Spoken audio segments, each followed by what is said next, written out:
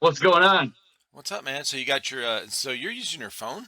Looks good. Yeah, this is just a shitty Boost Mobile fucking phone. There's How a dare little you? latency. Boost There's a is little good. latency, but otherwise it looks like it did pretty good. I was talking to Muddy, and he helped me set this up on Sunday to make sure everything was like looking good and lighting and stuff like that. So it's like Oh, good for you, bro. I have no idea Fucking what I'm hey, doing. listen, everyone that's watching, listening, okay, pay attention, okay? The guy did his research. He had a friend help him out, and he got a good setup. There you go. The I don't know how the picture is for you. Mine just froze, so I got a still of your head now. Oh shit. This happened with Muddy too. We had to restart it about 3 times before we got a good where That's all everything right. worked. On my end, it's good. Is it You're not? not. Well, You're not. You're not I frozen can at roll all. it down.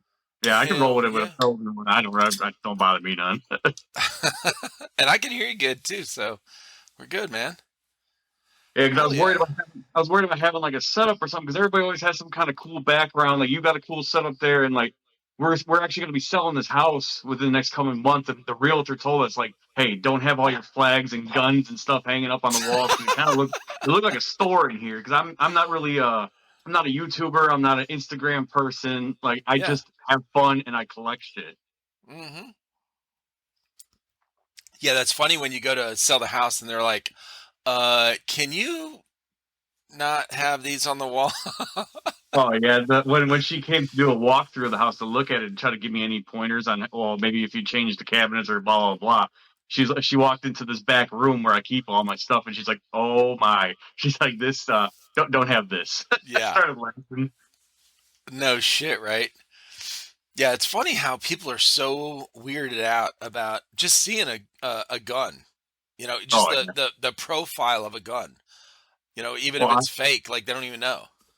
yeah, well, like I said, she walked in and there's like 40 some guns just on display, and she's like, I'm gonna tell you what's cool, man. You know, being in South Carolina, when we have people over, um, people that are probably over 30ish, over 35, that grew up here in South Carolina, when they walk through the house, like they'll walk down this hallway here. There's a bathroom back here, and I'll leave this door open, and they see my gun wall. So it's not, a ton of awesome looking guns, but it's a peg wall or a pegboard with, a bunch of real steel and airsoft guns. So they Yeah, walk by and they, I've seen it on one of your videos before, your older one, your some of your unboxing and stuff. So I've actually yes, been watching your channel. I found your channel through your tag-in launcher video where the guy sent you the tag-ins and you oh, were launching dude, it instead. dude, that thing was awesome to shoot. Yes. Well, I appreciate you being around. Oh, you got one, Yeah, bro. That is awesome. I love those fucking things, man. I sometimes hear some guys on here talk bad about tag-ins. If you've never gotten a play or use a tag-in, you're missing the fuck out, What man. what what could somebody possibly say bad about tagging except I maybe forgot who it oh it was. hurts when you get shot with them. Yeah, I've been hitting damn near close to them. They're not. I've been on both ends of these things. They scare the shit out of you. You don't expect them coming up on you. Right? They're they're throwable ones. I really want to get my hands on their throwable ones. I haven't Those tried things those. are awesome. They're loud. We had them at one event in Indiana we went to, and they threw one in a building, and it hurt my ears outside the building. Like I was like, holy Oh, shit. damn. But a That's lot of cool. places don't like them because, like Enola Gays, they're like that black wax that like Yeah. doesn't really threaten.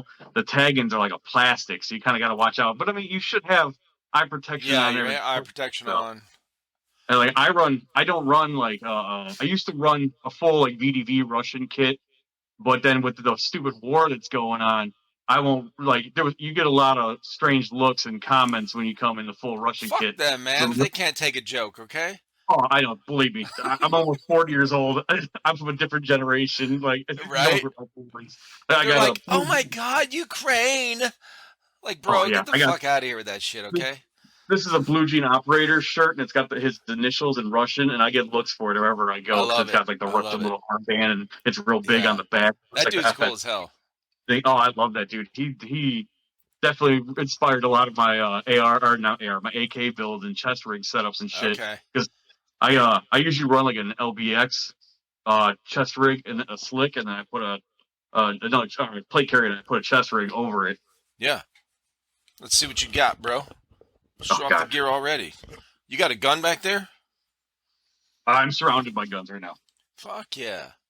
I have a Well, fuck ton. let me I met you through Muddy. So Yeah, anyone that's watching or listening, I did a podcast that came out last week or whatever with nickname Muddy. He has a YouTube channel called Muddy Reviews, and he's a Navy. Well, he's active duty Navy now, but he's about to be a veteran. He's about to retire, and I think you commented on the post that I was doing with him, and that's how I found you, and I invited you to be on. So I just found your yeah. Instagram last week. Like I'm actually like, thank you very much for letting me on because like I said, I'm Oh, not a bro, social media dude, guy. I got nothing to sell. Like everybody I'm has not like their game either. to sell. I'm just some fucking jack off in the middle of Illinois I'm a sitting here. fucking jack off that just likes talking to people, okay? So I don't do Same with social you. media stuff too much. I do it because that's how I meet people, but I don't really give a shit about it. I never look at likes. People talk about, oh, you can go in and see on your story like how many people saw this and scroll like all these analytics on that. I'm like, bro, I stopped caring about analytics on YouTube and on Instagram like a while ago. Yeah, it's just so I'm more of a people person. I don't give a shit. Whatever. We're just here talking. That's why like technology is weird to me. 'Cause I'm a in person type of. I don't like talking on the phone or text Yeah. messaging people. Like all that shit's for the birds. I don't like that shit. I like But that's why I decided to come on here. Because at first when you asked me, I was like, nah, I don't really have anything to talk about. Like I said, I'm just a Fuck collector and yeah, you do. I fuck around with. And I was saying, thinking about I like meeting people. Like if somebody out there sees me at an event or something, come up to me and talk to me. The team I play with. Like we're always looking for new people, and like I love just shooting the shit, talk about gear or guns or whatever you want. I love just beating people. So what's your Instagram? Stuka Yeah, 85? yeah. 83. It's the year I was 83. born. Okay. So what is Stuka? World War II dive bomber, the German dive bomber. Oh, that's right. Yeah. Okay. I got like as a little kid. My dad's from Germany. He came over here in the German Navy and met my Oh mom. shit. Okay. And that's why I'm in the Chicago area because the Great Lakes Naval Base up here in by Chicago. Right. Yeah. And like I was so a little kid, my dad always told me, "Hey, we're the best because we're German. Everything German is better." That's how I was raised. That's Oh, just the sure. mentality that I carried along. Well, And when I was a bro, little everyone kid, knows German engineering, man. It's fucking great. you watch the movies and like you hear that Jericho trumpet come screaming in, and the plane flies through and shit blows up. Fell in love with it as a kid. On my Instagram at the bottom, you can see I have a Stuka tattooed on my chest right here. It covers up my whole Holy right shit. part here. Yeah, I got a shit ton of tattoos. Oh, shit. Okay. We'll definitely go But over those later. yeah, because like I said, I don't know. It was a cool name. It was something I was obsessed with as a little kid. Like I had little models of it. I tried to draw it, or like there's like video games I'd play with it. That's cool, man. Hell yeah. What? Who keeps buzzing me? Hold on a second. Very good. Turn this shit off, bro. Yeah, I'm waiting for somebody to start texting my phone and starts going off too. This Never one fails. podcast I did, this guy was on, and he's on, he was a younger guy. He's on like a bunch of different Discord channels, and he has them like he kept getting notifications while he's on. So he had, multiple monitors and I shit. was turning all that shit off right before you called me. I was making sure all Right? that crap was off because my phone. I have like 5, 10 different channels and they just go off constantly. Oh yeah, for real. Well, you know what else happens with the people that I have here on here that are on their phone? They'll get a phone call and they'll be like they'll lean in and go like this, on the I can see their finger on the screen and I'm like, "What are you doing, bro?" Like, "Oh, somebody's calling me. I'm like, "Oh shit." That's it's not an easy way because you can't there's not an easy way to deal with that when you're on a video call like this because when you're on like if you had an iPhone and you're on what is it, FaceTime, no Yeah, one else can call you because it shows, the phone knows you're actually on an active call. When when you're on if you're on a video call, it knows you're not going to get another phone call from somebody else. When you're on this or on Facebook Messenger video call or something like that, or what other thing did I use on here? Skype, Zoom. Um, Actually, I don't know about Zoom. I'm not sure I if only it made works on one there. Zoom call my entire life, and it was like 15 Yeah, minutes and it was off. I'm not sure if the phone knows you're on an actual active call with that. I'm not sure. But on this for sure, it does not know that you're on an active call. So you can still, get phone calls while you're on a video call. And people are always like, oh, hold on, hold on. I'll hear it buzzing. And they're like, oh, I'm getting a call. And there's actually, let's see, the one I did with Airsoft Cat. She's in the UK. Yeah. Um, I cut it out. I edited it. But I think she hung up on me 5 times during that. Cat, I'm not putting you down. Okay, no disrespect. It was fine, but when you're trying to like swipe, she was trying to swipe the call away, and it accidentally hung up on the Discord call. So anyway, it happens. It's no big deal. Luckily, because usually I'm in bed by like 9 o'clock. So unless the only way my phone's gonna get interrupted is if it's an actual emergency. Otherwise, What's it ain't wrong gonna. with you, bro? Nobody goes to bed at 9. Okay, so Dude, you actually go to bed at 9, but you don't go to sleep until midnight. That's what it is, right? I wish. I'm sleeping by 9:30, 9:45, Damn, what time you got to get up? 6. Mm, gotcha. But Yeah. it's like I said, I'm a truck driver, so I have a 10-hour day. Oh. So like I said, usually I'm fucking. So I actually took off today, so I'd be ready for this because I didn't want to be all sleepy and Oh dirty. man, I feel bad, bro. You didn't have to No, take you're off, good. dude. Hey, I got a shit ton of vacation time I never use, so Oh, it okay, it okay. worked out my favor. The wife was like, "Yeah, take the day off. Enjoy Oh, yourself." cool, All cool. right, cool. Okay. Awesome, man. Well, listen, man, for you and anyone else listening, any guests that I have on here, I am super grateful for. I'm very appreciative. I know you guys, a lot of you guys that, like you did tonight, you've told me, thank you for having me on, that kind of thing. But honestly, I'm honored to have y'all on. And so, I try to work around your guys' schedule and make it convenient for you guys. So, yeah, but I appreciate that, bro. Like for real, Oh, that's cool. no, thank you. Like I said, thank you for letting me come on here because I'm a nobody. This is just nice to Me neither, bullshit with man. somebody. Or me too, I guess. Yeah. Well, so let's go over. So you're Stuka on Instagram, Yeah. and you've been playing Every airsoft for how long? it's I first originally started playing in 2003 when I was like 18 or 19 years old. There was a like a friend shows up. He's like, "Hey, let's go check out this store. There's some store that opened up down the road." I'm like, "All right, cool." Yeah. So we go. It was like a local paintball field that's no longer here. They uh they had a store in a town over. We went there and I walked in and we saw all the airsoft guns and stuff. And I was like, "These are toys." It blew my mind that these were fake. No And shit. I remember the first real airsoft gun I bought, it was a M9 Beretta. It was full metal. I don't remember the company that made it, and I wish I still had it to this day. It was gorgeous. Like I had a real M9 Beretta, and like if you put the two next to each other, you had no fucking clue. Like they almost disassembled the same and everything. Like the internal part, Damn. other than like Right. the blowback housing in the toy compared to the, you know, Sure. no, in the real. But yeah, it was nuts. The first airsoft gun I was running was a MP5 that was like that shitty ABS plastic that creaks and cracks, and it ran off of 4 AA batteries, and it barely shot something 10 feet away. Dude, that's so And then wild. Okay, so AA batteries, any kind of other batteries besides the 9.6s and the eight oh yeah, fours or those whatever, were all even these weird ones. a I didn't thought one. know. Yeah, there's been a couple people I've had on yourself, couple of people, God, Magaz, I think he's been in airsoft for like 20 years. He talked about one of his first ones, like 9-volt battery or some shit, like, I had one. Of those. it's wild, bro. It's wild. Okay. So go I ahead. had a I had a G3 that was all metal. It was the first all metal one I got around there too. H and K G3, real big long cocksucker. That Nice. but I found the magazine for it. Like I don't have any of these anymore. They all got broken or lost or whatever. I found the actual magazine in my garage about a year ago, and it was still loaded with those .12 green and yellow plastic BBs that are I garbage. love those things, bro. Yes. Yeah, I use them in like grenades when I use a shower shelf and Right. send.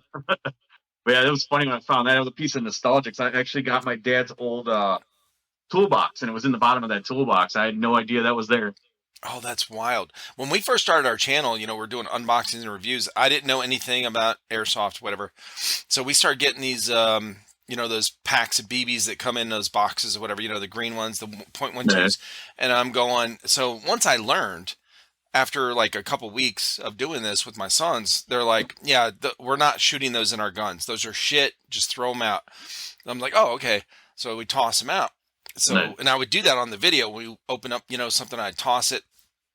And we had a comment early on saying, in fact, it's a guy I've had on here, young kid, Robert. He says, oh, use those in the grenades, like the shower grenades. They're great for that. You just save them up, put them in there.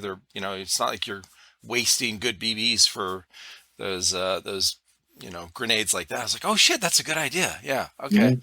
cool. There's always a use for something. And I don't know. I picked that up from my dad. There's always, he's like, you ever got that thing in your garage? It's a cup that's filled with nuts and bolts that you have no clue where it came from. Or No you, shit, dude. you just got them because you never know. Yeah, I Yeah. have tons of those things all over the house and in the garage. Did your dad work on cars and stuff, like fix your own cars when 47 you were years growing he up? was a mechanic. 47 years he was a mechanic. No shit. Yeah, Wow. he retired 5 or 6 years ago. He was a Volkswagen mechanic forever. They hired him because he spoke German and they needed a German Right. guy to talk to some of the head guys. So that's how he got his start in this And country. read Was the instructions. yeah, For real, bro. No shit, man. Yeah, Volkswagen and Audi. Yeah, that's cool.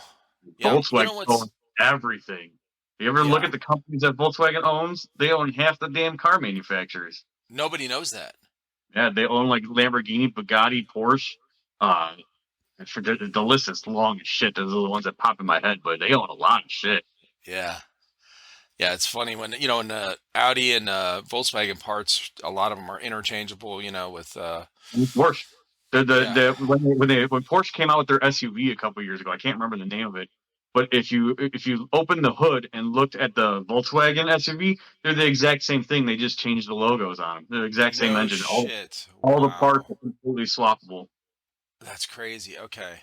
Like honestly, all they did was they put a different front clip bumper on the Porsche, and it was just a tour rig. Right? You know what's funny is guys that I've talked with that grow up with dads that work on cars.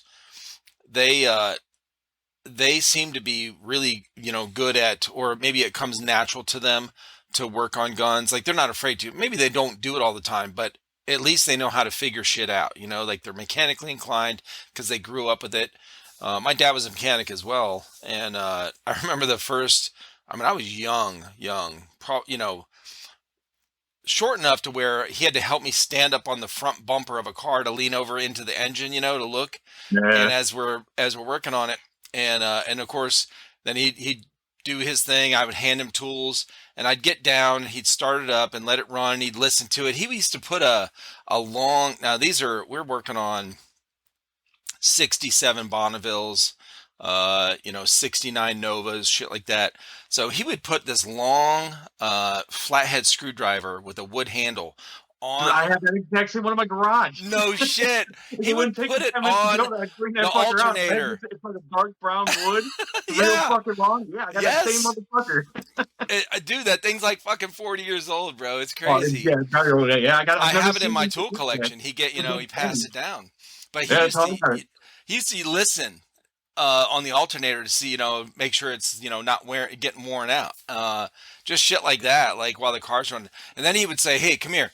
And the car's running, and he used to take the plug wire off and grab the spark plug. He'd grab my arm and he'd grab the spark plug while it's running, and it'd give you a little jolt, But I mean, Yeah. I'm fucking like 6 years old. That thing would scare the shit out of me. I'm like, whoa. And he'd laugh like crazy. I'm like, God damn it. Oh yeah. Yeah. My dad, ever since I was a little kid, all I remember is him coming home every day and be like, "Don't ever become a mechanic. Don't ever become a mechanic." So I hate working on cars. Like I refuse to work on a goddamn car. I look at that shit and I was like, "Nah." I get like all my dad's rage when I start working on a car. I'm like, "No, we're not doing it. I'll fix anything else. Just no, I'm not working on cars." No shit, right? Yeah, I hate it. I think my son's the same way. My oldest son, who's actually on the channel, Chris, he I had, all my kids, I would have them helping me work on cars and stuff.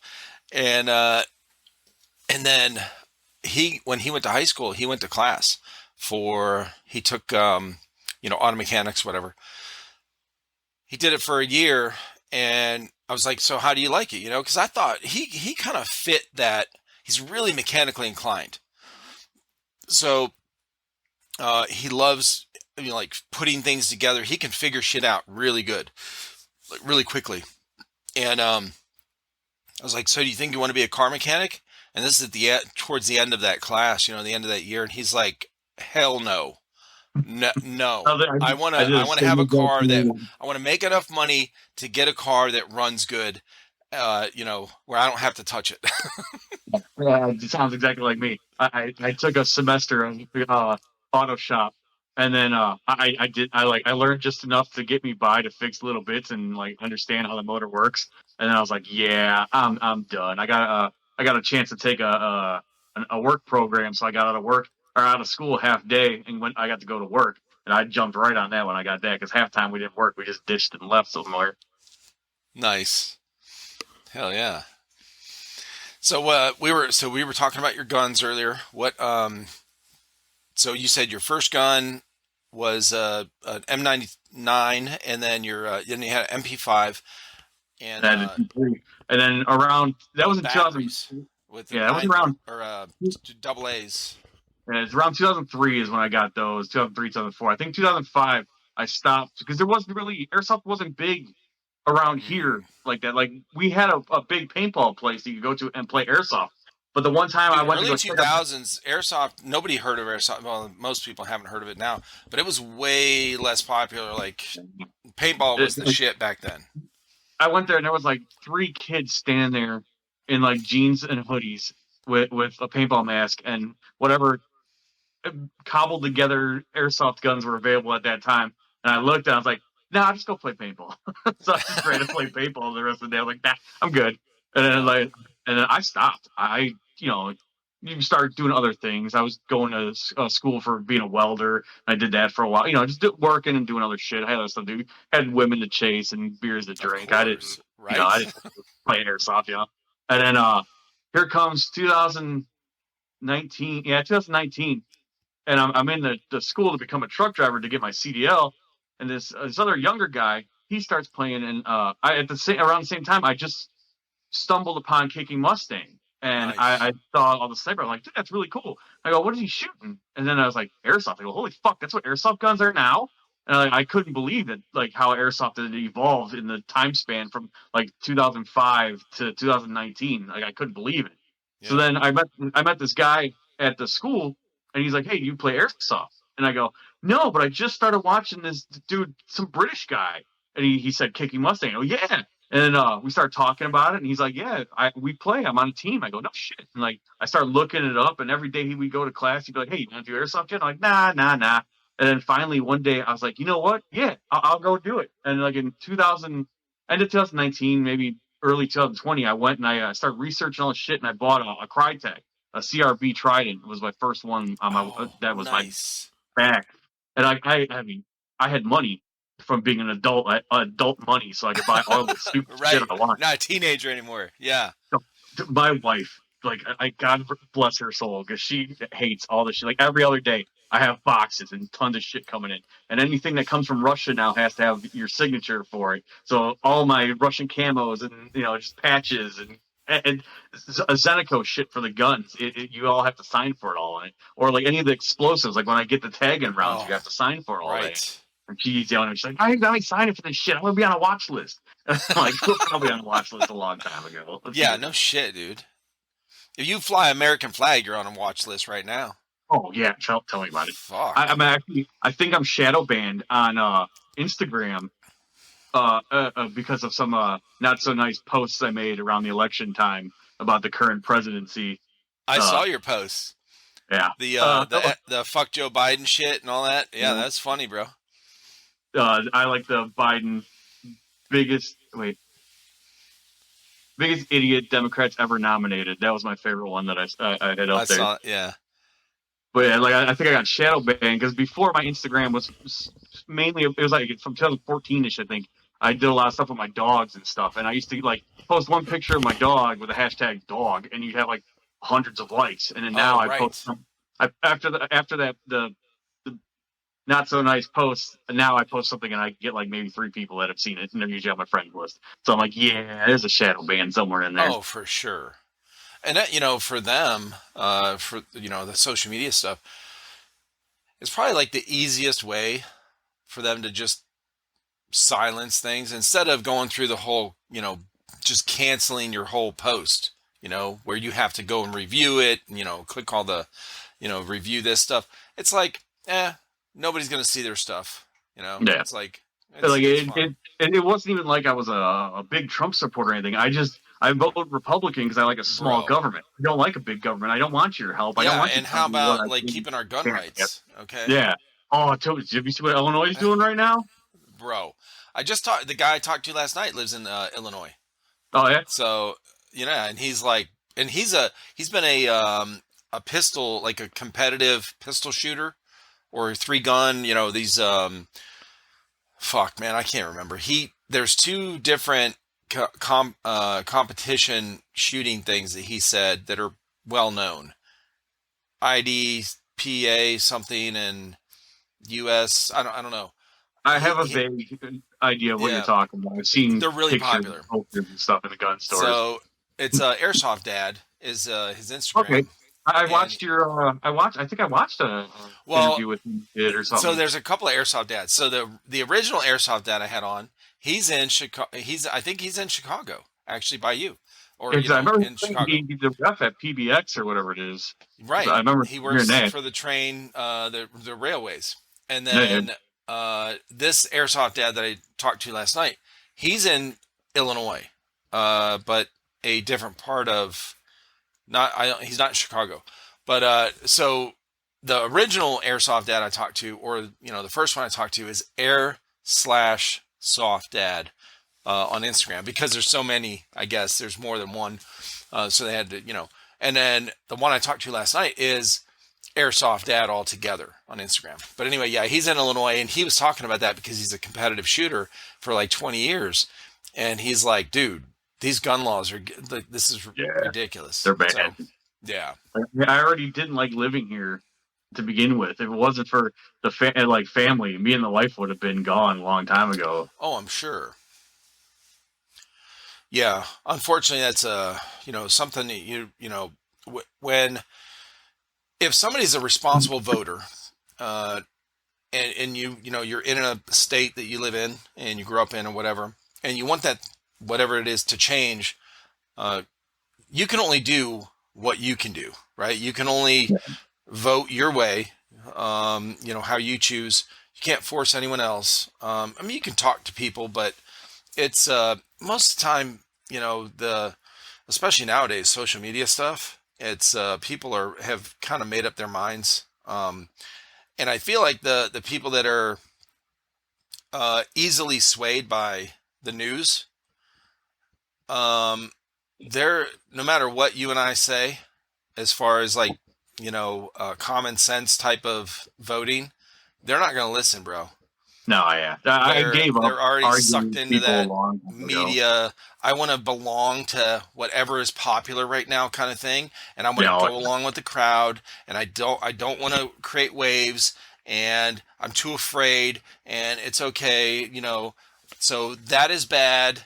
And I'm going to hang with everybody else and whatever the social media talks about and the media talks about. So there's no change in their minds. yeah. Like I said, I gave up a long time ago trying to argue it. You just talk in circles with people, and I don't even bring this shit up anymore. I'm just like, when somebody asks me, usually I'm just like, I'm just here. Yeah, I don't. bro. Well, it's come up a couple times on the channel or on this podcast, and I said, look, most people in Airsoft don't like to talk about, bring politics into this kind of thing, because this is their escape. And I agree. I'm the same. I feel the same way. But I will say the one thing we can't keep our heads in the sand about is gun rights. If you lose your gun rights and you keep voting them away or letting them get it voted away, we will end up like Canada, what they're going through right now, what Australia went through, what, all these places that are, well, number one, step one, they take away real guns. And then, You're using guns that look like real guns, even though they're toy guns, but they look like real guns. So you're training these young kids to use real guns. We don't like that.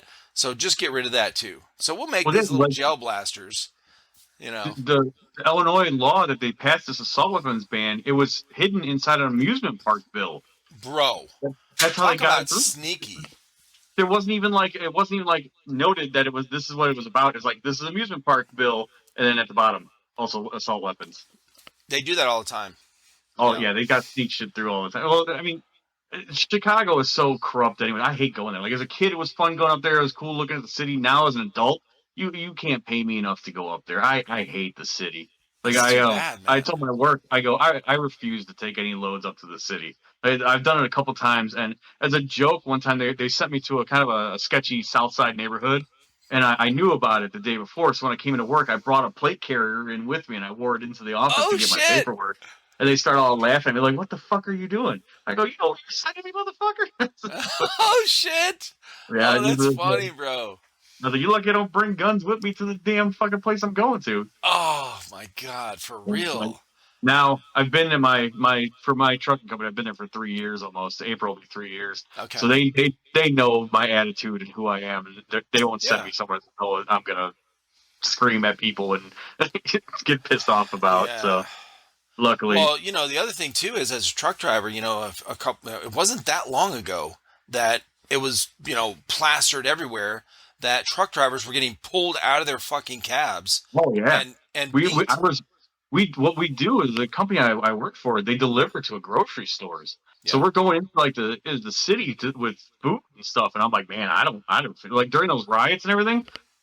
None of us. They didn't. They Mm. knew better. They didn't send any of us out. And like I said, now I don't work for the grocery side anymore. I just do like bulk loads. So I just go to warehouses. I don't have to deal with the stores or real Oh, people. okay. Okay. Sometimes I deliver beer to the city on Halstead. There's a big Budweiser distributor, and sometimes I'm driving a whole truckload of beer. And I'm like, man, if these people know what's in here, I'm afraid some of these people, because you'll see a guy stand on the side of the road holding a 40 at 10 a.m. And I'm like, yeah, we're in a good neighborhood. Hey, they should disguise the trucks as like what could they put on the sides that nobody wants? I mean, Tampons. we How got about plain socks. tampons? I mean, Yeah. it's just a white side. There's no name or anything on it, so it's like Oh, okay. Okay. nobody really knows what's in there.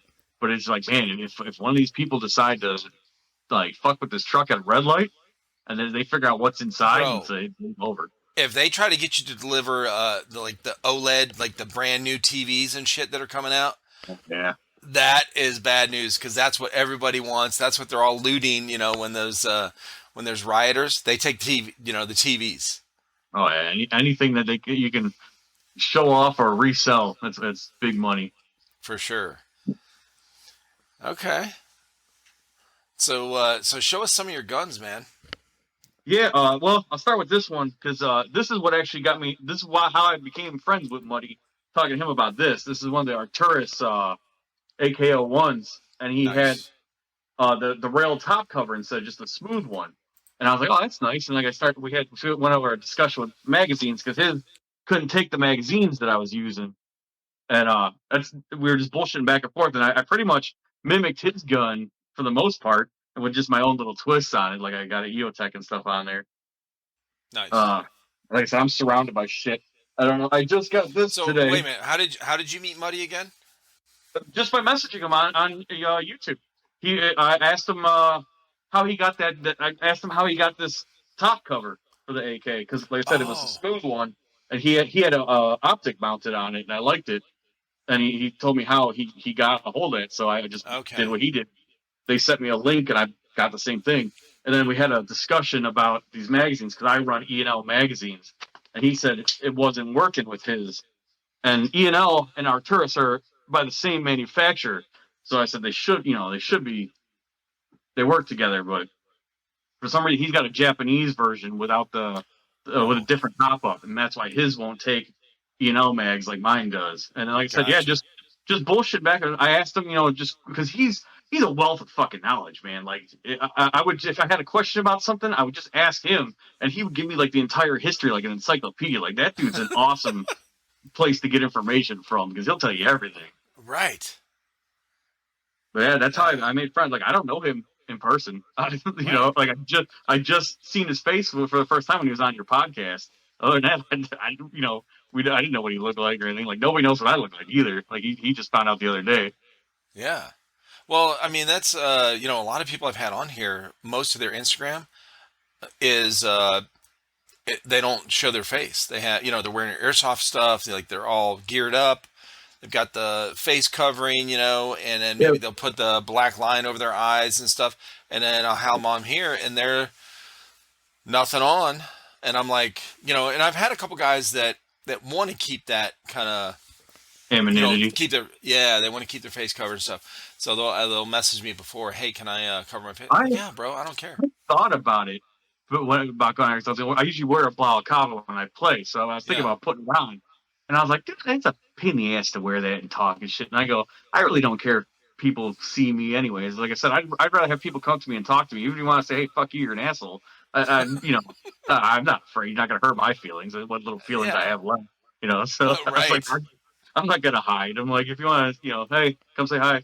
I'm out everywhere. Yeah, for sure. And that's and by the way, nobody watches my channel, okay? So I do. I've probably watched 130 of your 100 and almost 200 videos because I usually use Spotify because, like I said, I'm a truck driver. I just hit on a podcast and I roll down the road. But right. sometimes I'll listen to it on Spotify when I get home.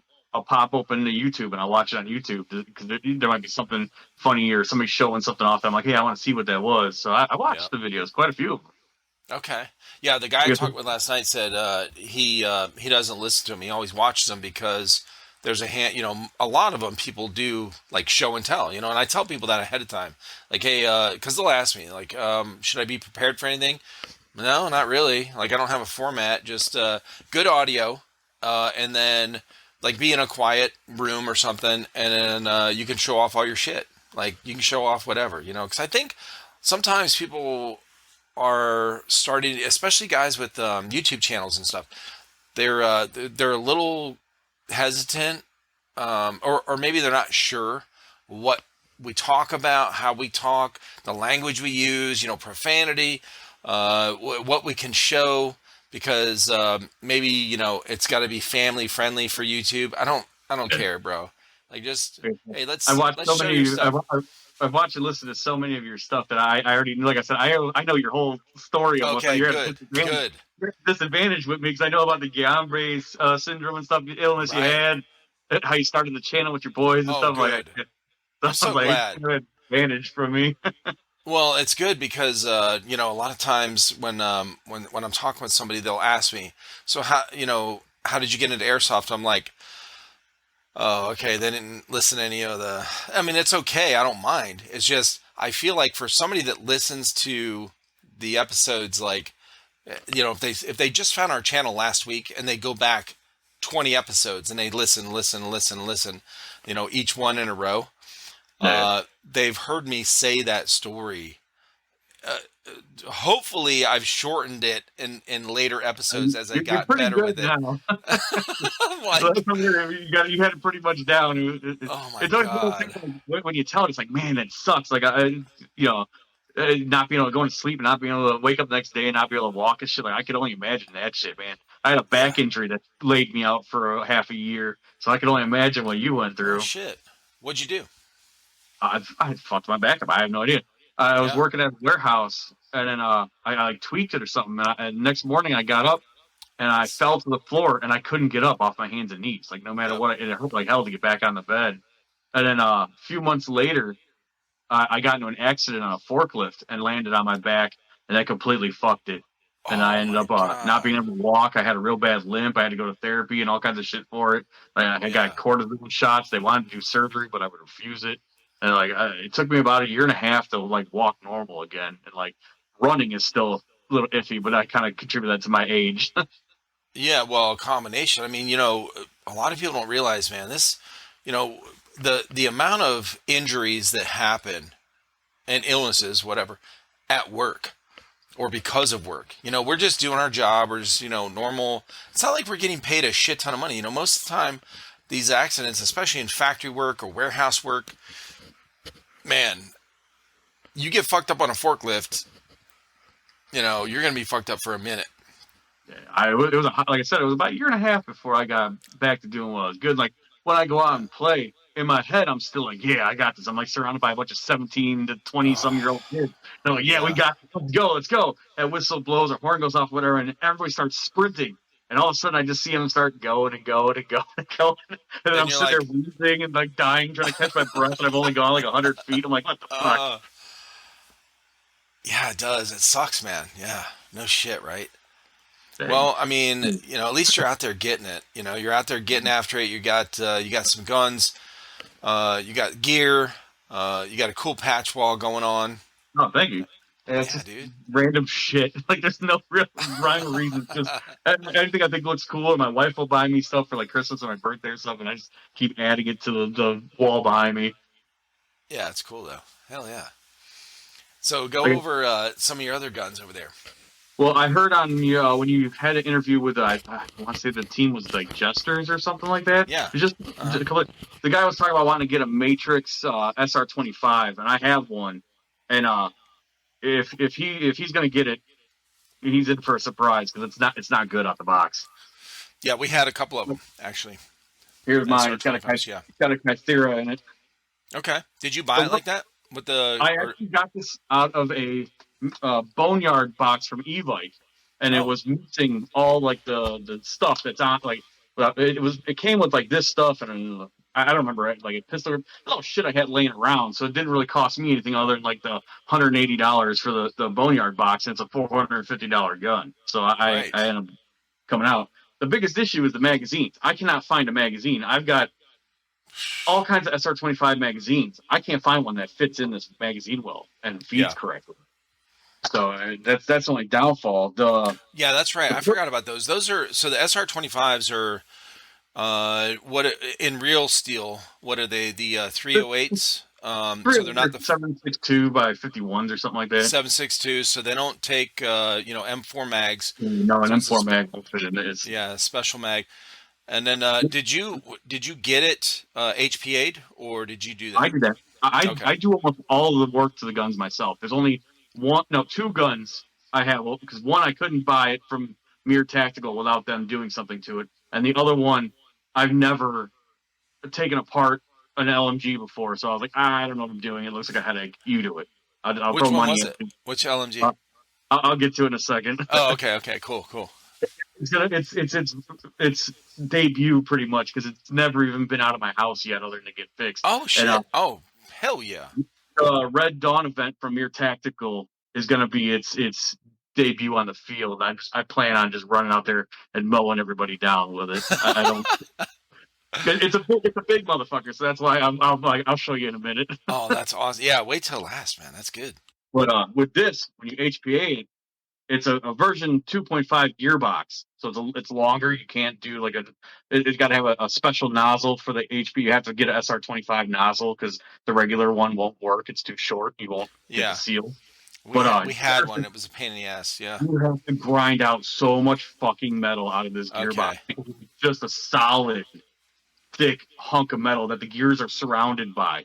So I had to sit there with a fucking angle grinder and grind it out. And when after about 2 hours of dicking with it, I thought I was done. I was like, cool.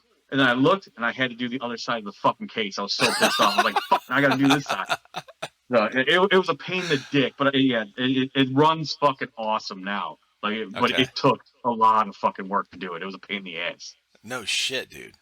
And since I talked about it, this was the other one, my 416 A5. This this was during COVID when there wasn't a lot of these available, and everybody for some reason wanted them. And Dude, every single person I've talked to in the UK has a 416, I swear. they're fucking awesome. Like, I love this. Yeah, This is my I've heard I that hate they are. I hate AEGs. This is the only AEG that I like. Oh, okay. It doesn't have that annoying zip sound, and that's why I like it. Huh. But the only way to get it, Why isn't it? Why is it better? What's the? Is the gearbox better? yeah, to get it from Mere Tactical, you had to let them do some of their Rocket Lab custom work to it. So I was like, all right, No fuck shit. it, go. This is the gun was like $500 gun to begin with, and then to add Okay. on after the rocket, it was like $980 said and done when I picked it up. Like Okay. they did good work. Like I tell you that, like their techs are fucking. They do some good work, but they put like the Gate Titan Advanced in it. They changed the grip. And they put a better motor in it. Like I don't remember everything they did, but they did the barrel, the hop up, the bucking. Like every single thing on the inside is redone. There's different gears. I fuck if I know what gear set or whatever they use, but they did everything to it, and Yeah. it is my favorite AEG. Not only because it has the fucking tagging Tag launcher, in. but it's the only AG I don't mind the sound of when I shoot it because it doesn't make That's that awesome. annoying ass fucking wank wank wank noise. Dude, I can't stand that thing. When we started testing these guns and we're filming, and I bring it in here and I go to edit it, I'm like, oh Yeah, God, they that sound hurts my bad. fucking ears. I can't even stand that sound.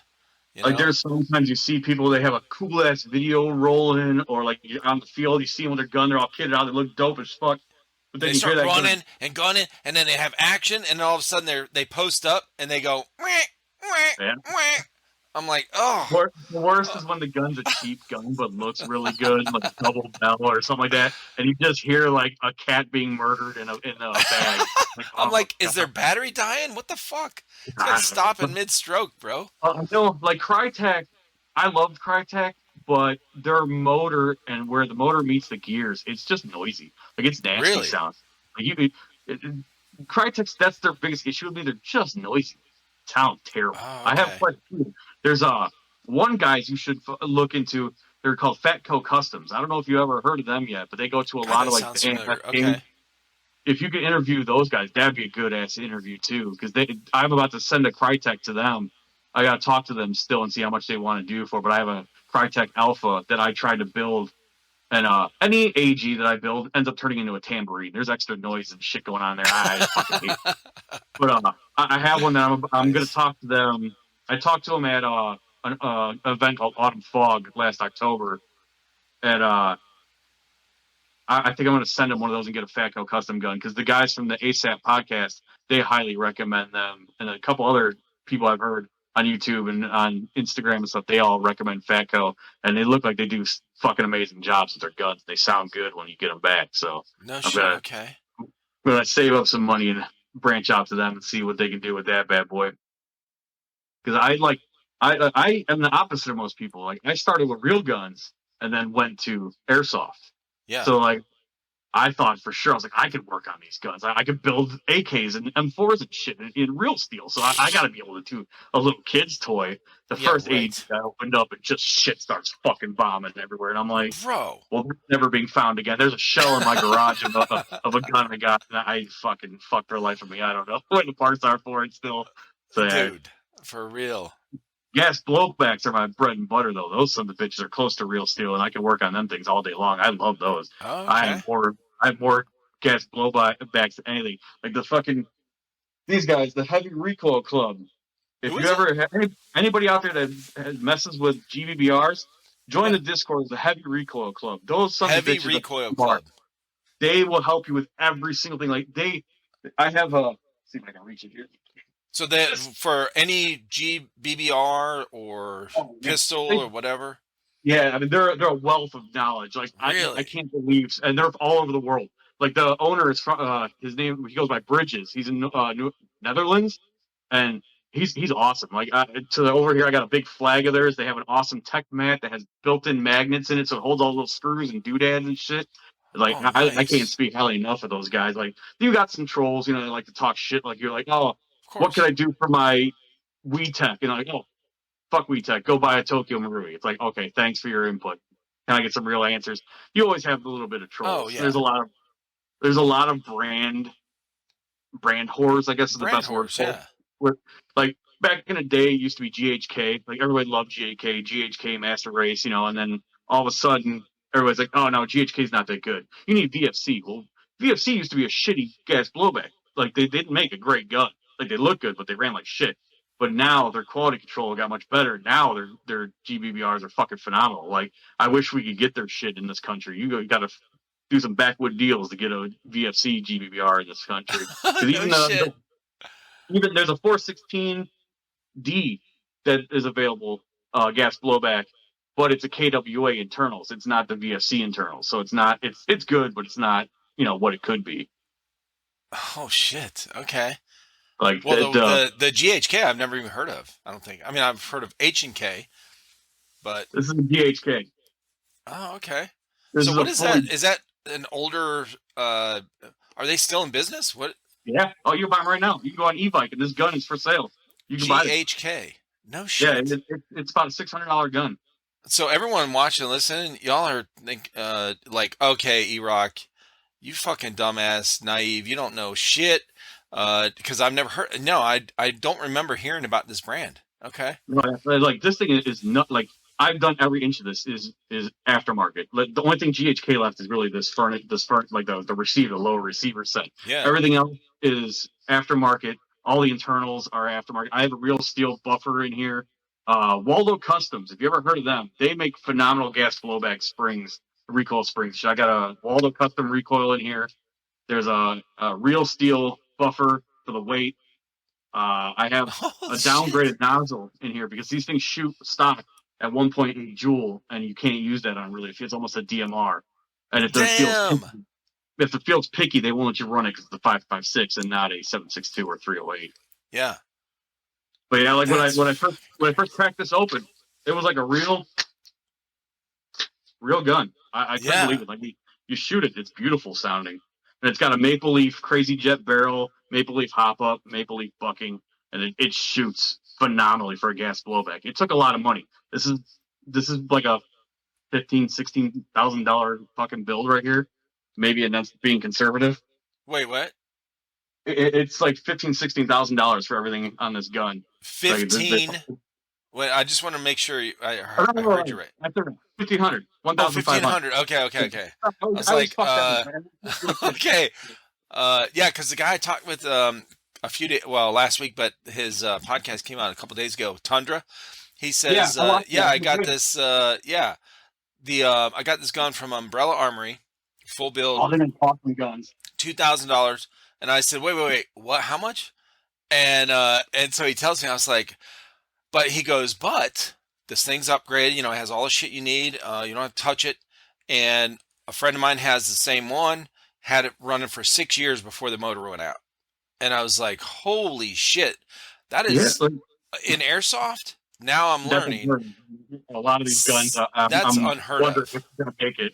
Like the gas blowbacks, as long as you take care of them, especially like if you treat them like a real gun, they'll last for a fucking long ass time. It's when you treat them Really? like shit and you throw them and drop the magazines Well, and the lift dirt in magazines. them.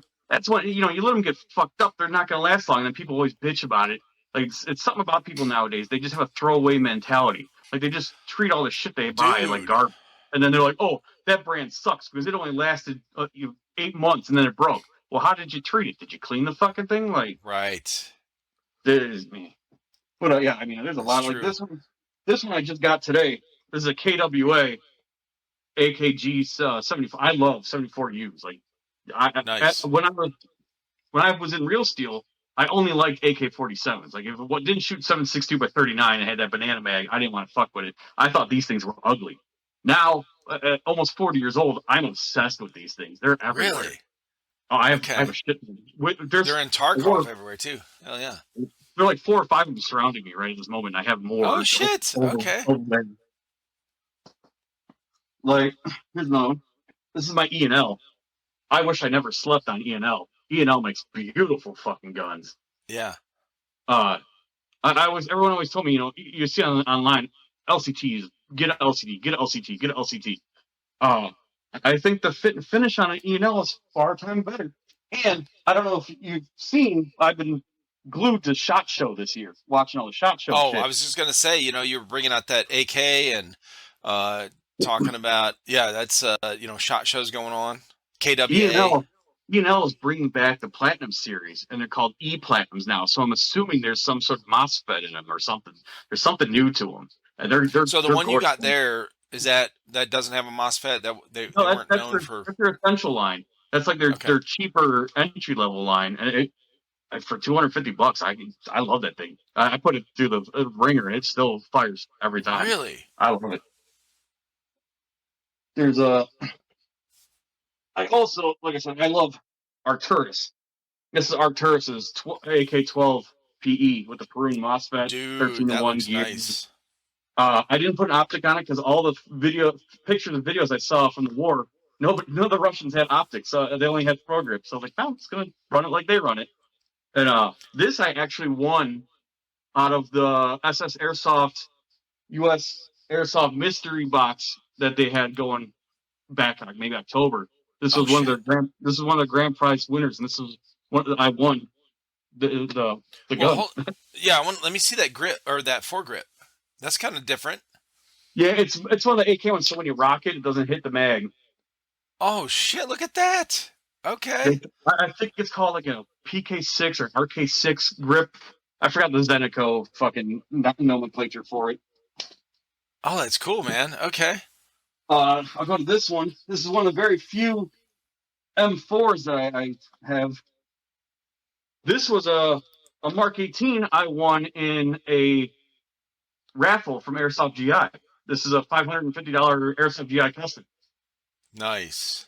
What it is or what they did to it, no fuck clue. But it shoots nice. It looks pretty. Now, Oh, these guns, so that one there, have you done anything to it? nope, this is how I got it. They upgraded shit to it. Really? They put whatever unicorn bucking and barrel hop up. It's in there. I know they corrected the AOE and re-shimmed it. And I think they did motor. Well, it looks Not like I really said, not nice. I'm not 100% sure what they did to it, but it was one of their GI custom lines, and I won it in one, like I said, one of their raffles. And like when I always laugh when they do the raffles online, they always say, "Oh, you could be a winner." Like real people win these, and everybody's always like, "Yeah, bullshit." Well, here I am. I won one. I Well, don't win. hold that up and hold it for a second because it's a little laggy. Uh, Just back it up just a little bit. I don't know. Yeah, I'm there you trying go. to. There you go. Yep. Oh man, that's nice. Okay, you know what I like? I like how on the handguard, how it has those long strips on it that are It came with all that. Like I didn't put anything on this. This is all came from them. This, yeah. everything. I didn't do a single thing to this thing. It looks cool. Hell yeah. I like Yes, uh that smooth look on the handguards all the way down. Yeah. yeah. I mean, it's a wrist rail. It's a Knight's Armament wrist rail. They just put those covers on it and Right. feels good in hand. I mean, this I got out of a Airsoft GI mystery box as well. I tried to paint it. I'm a shitty painter. Like, but So am I. this is the only Lancer Tactical I will ever tell somebody to buy. I hate their M4s. I've had their M4s. I gave one to my son, and the selector spun around circles, and it's like I hate it. But this little boy, this is all metal. The only plastic part is like the hand grip and this Yeah. and the stock, but everything else is metal, and it shoots really well. I mean, if I upgrade the motor, it'll keep up with anything else on the field. But for a That's a Lancer good paint job, Tactical, dude. and for nah, thanks, but no. If you see the person, it looks good from about 20 feet away, but you get up on it, you're like, what the fuck? Have you seen the Airsoft GI video they did on the Lancer Tactical Gen 3 when the Gen 3s Oh, yeah, first came out? they fucked it up, ran it over, set it on fire, all that. Yes. Yeah, like I mean, I don't want to shit on Lancer because that's like the popular thing to do. Everybody shits on Lancer, Sure. but it's like they're not bad. To be honest with you, they're not bad. There's some she was like because the one my kid picked out, it was like a cheaper one. It was like a sub $200 one, so I already knew that wasn't going to be the greatest gun, But Yeah. that's what he wanted, so I was like, all right, I'll get you that. But like I said, there was just little issues with it that broke, and it is what it is. But like I said, they're Gen 3s. I actually kind of got excited for, and then he never heard them. Nobody did any videos. Like there was a couple announcements, a couple people did some videos on it, and then nothing. It was silence for a long time. And Uh, still to this day, there's nobody that really talks about exactly. him. You know what's weird? Yeah. Well, if you've listened to these podcasts, I've mentioned that a couple times already, and everyone says the same thing. Like, yeah, we saw that video, and then that was it. Like, and the same with me. And I talk to all these different people, and I ask them sometimes. I don't remember all the time, but no one ever brings it up. No one ever talks about it. So I don't know what happened to it. I don't know if it's I mean, you guys are out there playing, so if you don't see anyone running around with it, then obviously, what did it do? Just disappear? Yeah. Maybe there's a glitch in it, and they just took it off the market. I don't know, but I I know mean, they if do somebody, they released another version. I think it's called like the Echelon or Arch something. I don't know. I heard its name a couple times, and Okay. it looks like it's just a version 3, but they added a little bit more to it. Maybe it's metal and where wasn't metal before. Something I don't know. But like you don't really hear a lot about them, which I mean is what it is. I don't. I personally don't like them, but for a start or something, I still recommend a G&G Combat Raider. Those Yeah, things are G&G, bro. cool. Because so let's say somebody wants to get they could get a Lance Tactical M4 for with tax $100, right? $90, $100, and they're 16 years old, 15 years old. They're going to play maybe once a month, uh, so they can get a gun. Well, what do they sell those kits for? Because Lance No, I think the they're new known for one. those big boxes with Yeah, the the newer ones don't come with batteries, I don't believe. oh the 'Cause newer ones don't. I could have swore when I saw the new one that they said they don't come with batteries. You got to pay a little more for a Hmm. battery, but otherwise, like the Gen 2s usually still come with a Yeah, the battery. Gen 2s, you can get an M4 for $90 basically with a battery, a charger, and of course the gun. And then you get, goggles and BBs, and you're on the field. But if you're going to play once a month, it's probably okay as long as you don't fall on it. Yeah. Um, So they can usually take a pretty decent beating. Like I said, yeah, I wouldn't want to take it to a Milsim. Like I like no. that. The one I showed you would be my backup if I went to Milsim West, but I wouldn't use it as my main But run. how much is is the CM16s, the G&Gs? Do you know? Low Are they 200s, like I think maybe the high. 220? Yeah, they're not super expensive, but they're a little bit more than you can find a Lancer for a lot cheaper, but it's the But like quality. I think it's not even $100 more, you can get a yeah. Well, a CM16. lot of times I tell people get a look into Arcturus. Like they're not really a well-known brand, I don't believe, because a lot of people don't know what they are. And I Yeah. have an Arcturus M4 somewhere. I think it's under the pile of shit that I got in front of me. But they're nice. It was $215, and the fucking thing runs nice.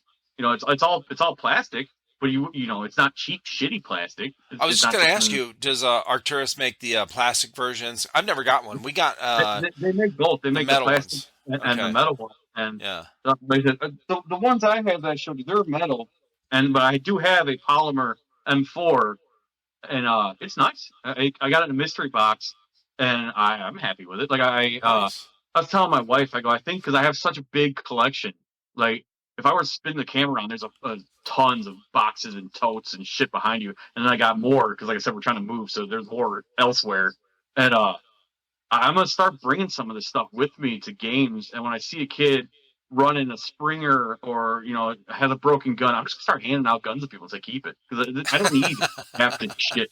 Like I from the Airsoft GI's holiday mystery box, not the bigger wins thing, the one that's got like the predetermined what you're gonna win type thing. Right.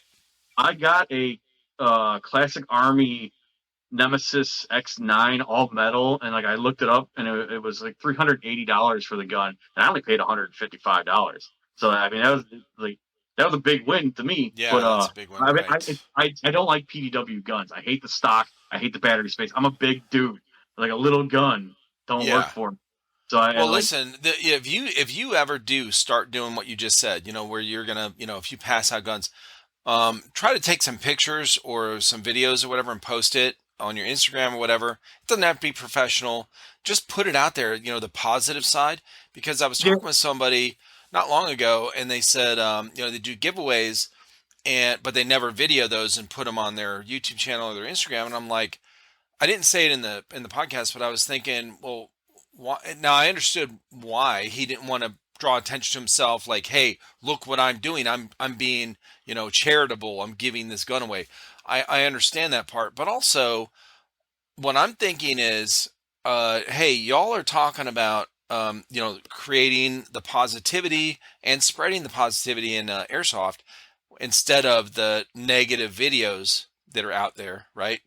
yeah, Well, we need people, we need some of these guys to film them showing charitable acts on the field, even if it's just a picture with a post. Like, so you get a picture with the person you gave it to, and then you tag them in it and write a description. Hey, this guy's gun broke on the field, or whatever. He showed up with a Springer. I gave him my gun. Props to him for coming out. It doesn't have to be like, hey, look at me, I'm doing something good.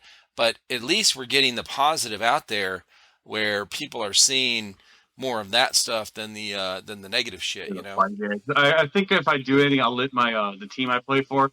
I'll let them post it on their Facebook or something. 'Cause There I you don't go. like social media. I don't like making posts. Like, it's not Yeah. my thing. I hate this shit, and I don't want the fucking attention or anything. Like, I'm not doing this shit for my name to be out there. For, people think, oh, he's a good guy. No, I don't give a fuck. I like if I make somebody like as I get older, I notice if I can make someone's day, that brings me more happiness than me having a Sure. good day playing. Like there's we play at a place that's an abandoned factory in Kankakee, and What I is it? remember one day Kankakee? Kankakee. It's a town city out here between where I live in Indiana. It's a Oh, okay. but anyway, it's an abandoned factory of some sort. It's like 5 stories tall or something. It's fun. Like it's a lot of CQB and it's outdoors. And Nice. I remember there was this. I think he was probably like 18, 19-year-old young kid, and he's out there with like the Vietnam era M16, and he's just putting all his heart into the game. Like he's running around, jumping Yeah. over shit, and I'm running with him. And all of a sudden, I start noticing he's racking the slide every time on the AR, the charging handle. And I go, is that a spring gun? He's like, yeah. I go, this man's out here busting ass, doing more than the HPA kids are with a spring gun. Like, Holy I wish I had shit. something with me because I would have gave him a gun right then and there. Like, that Right. kid's awesome. If I ever see him again, I'm just going to be, if he's still rocking that shit, I'm going to hand him one of my better guns in my collection and be like, dude, you're fucking a badass. Go rock out. That is awesome, man. Yeah, he's making up for the equipment, right? He is the equipment. He's gonna do the skill or whatever. He's gonna run and gun. The gun's not gonna do the work. He's gonna do the work. But a lot of the guys that have really good guns or like HPAs or whatever, they're post up somewhere because they can lay down like fucking 10,000 rounds in 2 seconds or whatever. I love HPA. I always hear Yeah. people bitch about the line or the tank, and I always want to ask them, like, have you ever ran an HPA line? Have you ever ran it? Like, have you ever spent a day playing with HPA? So I guarantee if you play a couple games with it, you'll fucking love it. Like, you don't mind. You can't lean against walls as flat, or you can't, like, roll around on the ground. Dude, I fucking love HPA. Like, that's a game changer. I love taking those out there. I'll get to the one that I use constantly. It's fucking awesome. I love those things. Hell yeah. So what's your next one? Uh, Okay, I don't like AARP9s or whatever the hell they are, the G&G Fuck thing. you, bitch. You Oh, I better hate like those. them. No, but I'll tell you what I do like. This is a limited edition ARP9. It's the PCC9. There was only, it's supposedly according to the box, there's only 3,000 in the worldwide of this gun. And it's just the G&G ARP9, but it's got a longer rail, different.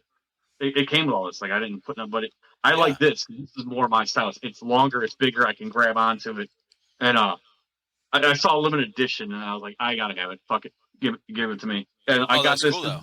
This was the only one at uh, Amped Airsoft. As soon as I bought it, it was non-existent anymore. Well, And I gotta say, as far as ARP9s go, I don't like the stock on it. no, Um, yeah, that's stock. That's why I like that one because it's got a regular M4 stock. I don't like. No, I don't like that one that you just showed. I don't like the regular Oh, M4 stock on it. Yeah, I don't like those. I like the The Magpul ones stock. I don't really have. I guess my biggest now kid had the Magpul on it. And sure. practicality on the ARP9, the tube stock or whatever it's called. I don't like that either as far as the battery is That concerned. thing bit But the as far as shit the out of my look, finger. My buddy and I was fucking with it, and I went to close it. I don't remember if I closed or opened it, but it just ripped the shit out of my finger, and I was like, "Yeah, I don't like this gun anymore. You can keep this thing." oh Jesus, bro. But listen, that is definitely I agree with you on the like using it. It is when you hold it up to your shoulder or try to like just if you're a bigger guy like myself, my son, you, and you're trying to hold this little thing like this, dude, it's No, just Yeah. use it like a pistol. Just use it like a pistol because It's all right for like when I go inside like a CQB or a tight area. It's fine. Yeah, I understand why people use it, but I yeah, play most Bill Sim. I'm outdoors. I'm trying to shoot people far, and right. those things ain't cutting it. Like they're cool. People like them. I get it, but it's not. Especially like Well, when you got that's to play a lot of periodic, the you're extra speed soft bulky. players I've talked with. They use those. Yeah, Yeah. Everyone always asks me, "Oh, Milsim or Speed Software." I'll tell you what. I'm jealous of speed softers because my old bones can't move that fast and slide and jump. Yeah, I love watching it. Like, man, some of the videos these kids come out with it blows my mind. Like, I wish I could do half the shit that I was, yeah, it looks young enough fun. to do half the shit. But like coming down to my play style, I am definitely like a slower paced. Like, I like tactical, like the whole like moving formations and shit like that. The slower pace of Sure. Milsim, I prefer. But I run like I know a lot of people. I run a fucking die mask. I used to run the goggles and the mesh mask and all that shit, but after so much fog and dealing with bullshit, I just run a die mask now. They're comfortable. You You're run a getting up die there. mask at You don't fog. Milsims. Fuck yeah, I don't give a shit. Hell yeah! I'm Finally, an old, somebody. I said I'm an old man. Like you want to come up to me and talk shit about my die mask? Fuck you. I don't care who you are. I wear what's comfortable for me. I don't give a Oh, shit. dude. Like, I'll still why put would you want a helmet with when comms. you're out there playing, when you're on the field, when you're at a milsim, and you have to wear protective eyewear? Why the fuck? After like 30 seconds, once you put your mask on, your helmet, your goggles, whatever you're choosing to use, do you really know what you look like? There's no fucking mirrors out there in the woods, bro. Like, You do you look really stupid. I'll tell you care that. Always that much people about what look you look good. like? Like, stop being so fucking vain, okay? Like I Don't love worry these about two what you guys. look like. They got the big like goggles, and you like in your head you think you look cool, but they got the X fog on their helmet to blow the cold air in. Yes, What yes. they don't see are the tubes that are poking them in the eyes, and it just looks dumb as shit. Exactly. I was like, dude, if you think you look cool, rock on, my guy. Do what you got to do. But Oh, that ain't for dude, me. my boys went, so they did the whole thing. They did the same thing. Originally, my son got a dye mask. Loved it because they both wear glasses. So they loved it. He loved it because, oh my God, no fogging. It was great. It fit over my glasses. It was fine. But at a mil sim, nobody likes wearing dye masks because they don't look cool. I'm like, so And they like go through this at whole thing Milford with the West, X they Fog. They give you a start hard putting time. fucking zip ties in their helmets and they're poking them in the fucking head. I'm like, bro, get out with all this bullshit. Yeah, you look worse than you think a lot of times. Like I said, yeah, Milsom West, they'll give you a hard time about wearing a dye mask because it's not like Mm, blah, blah, blah. But like I said, a lot of times I wear a balaclava and I just have the metal mesh piece that covers my teeth because fuck you, nice. dental work is expensive and I hate dentists. So And by the way, I'll that cover fucking my shit would teeth. hurt. Like I said, all the shit going on with kicking Mustang in the UK. Listen, if you're from the UK, grow a pair. Quit being a little Yeah, bitch. You signed a waiver and you choose not to wear a fucking face mask. Like it's your own fucking exactly. fault. And all your fucking rifles are weak. You have a 380 FPS limit. Like yeah, the sniper rifles can shoot heavier. I understand. Like that's the heavy Right. ball, blah blah blah. But like, quit being like, I don't understand why they complain. Like there's a solution This to this guy is complaint. shooting from far away, bro. Oh yeah, I said, I like Kicking Mustang. Like I watched your podcast with him. And he's a cool dude. He's a nice guy. And like people just Yes. give him the wrong rub because they don't Oh, like it so that he does. weird. I don't understand it. Like I just don't understand. Like a UK airsoft is such a fuck show, and I don't know why. You know what's weird is I did a post a couple months ago about maybe I reposted something that Kiki Mustang posted when he was maybe it wasn't even 2 months ago. It was recent where he was you know how he does, man. He's fucking an open book, man, which I love. And I think maybe that's why people, get offended by him is it's not just the video part. It's, hey, I'm showing all of this. So when he gets a negative message, he screenshots it, shows it on his Instagram, whatever, Yeah. and he leaves it out there like, hey, this is what, I'm receiving from whatever. So I reposted something or talked about something and somebody, a few people that I've talked with in the UK were like, yeah, we don't like, they didn't like him.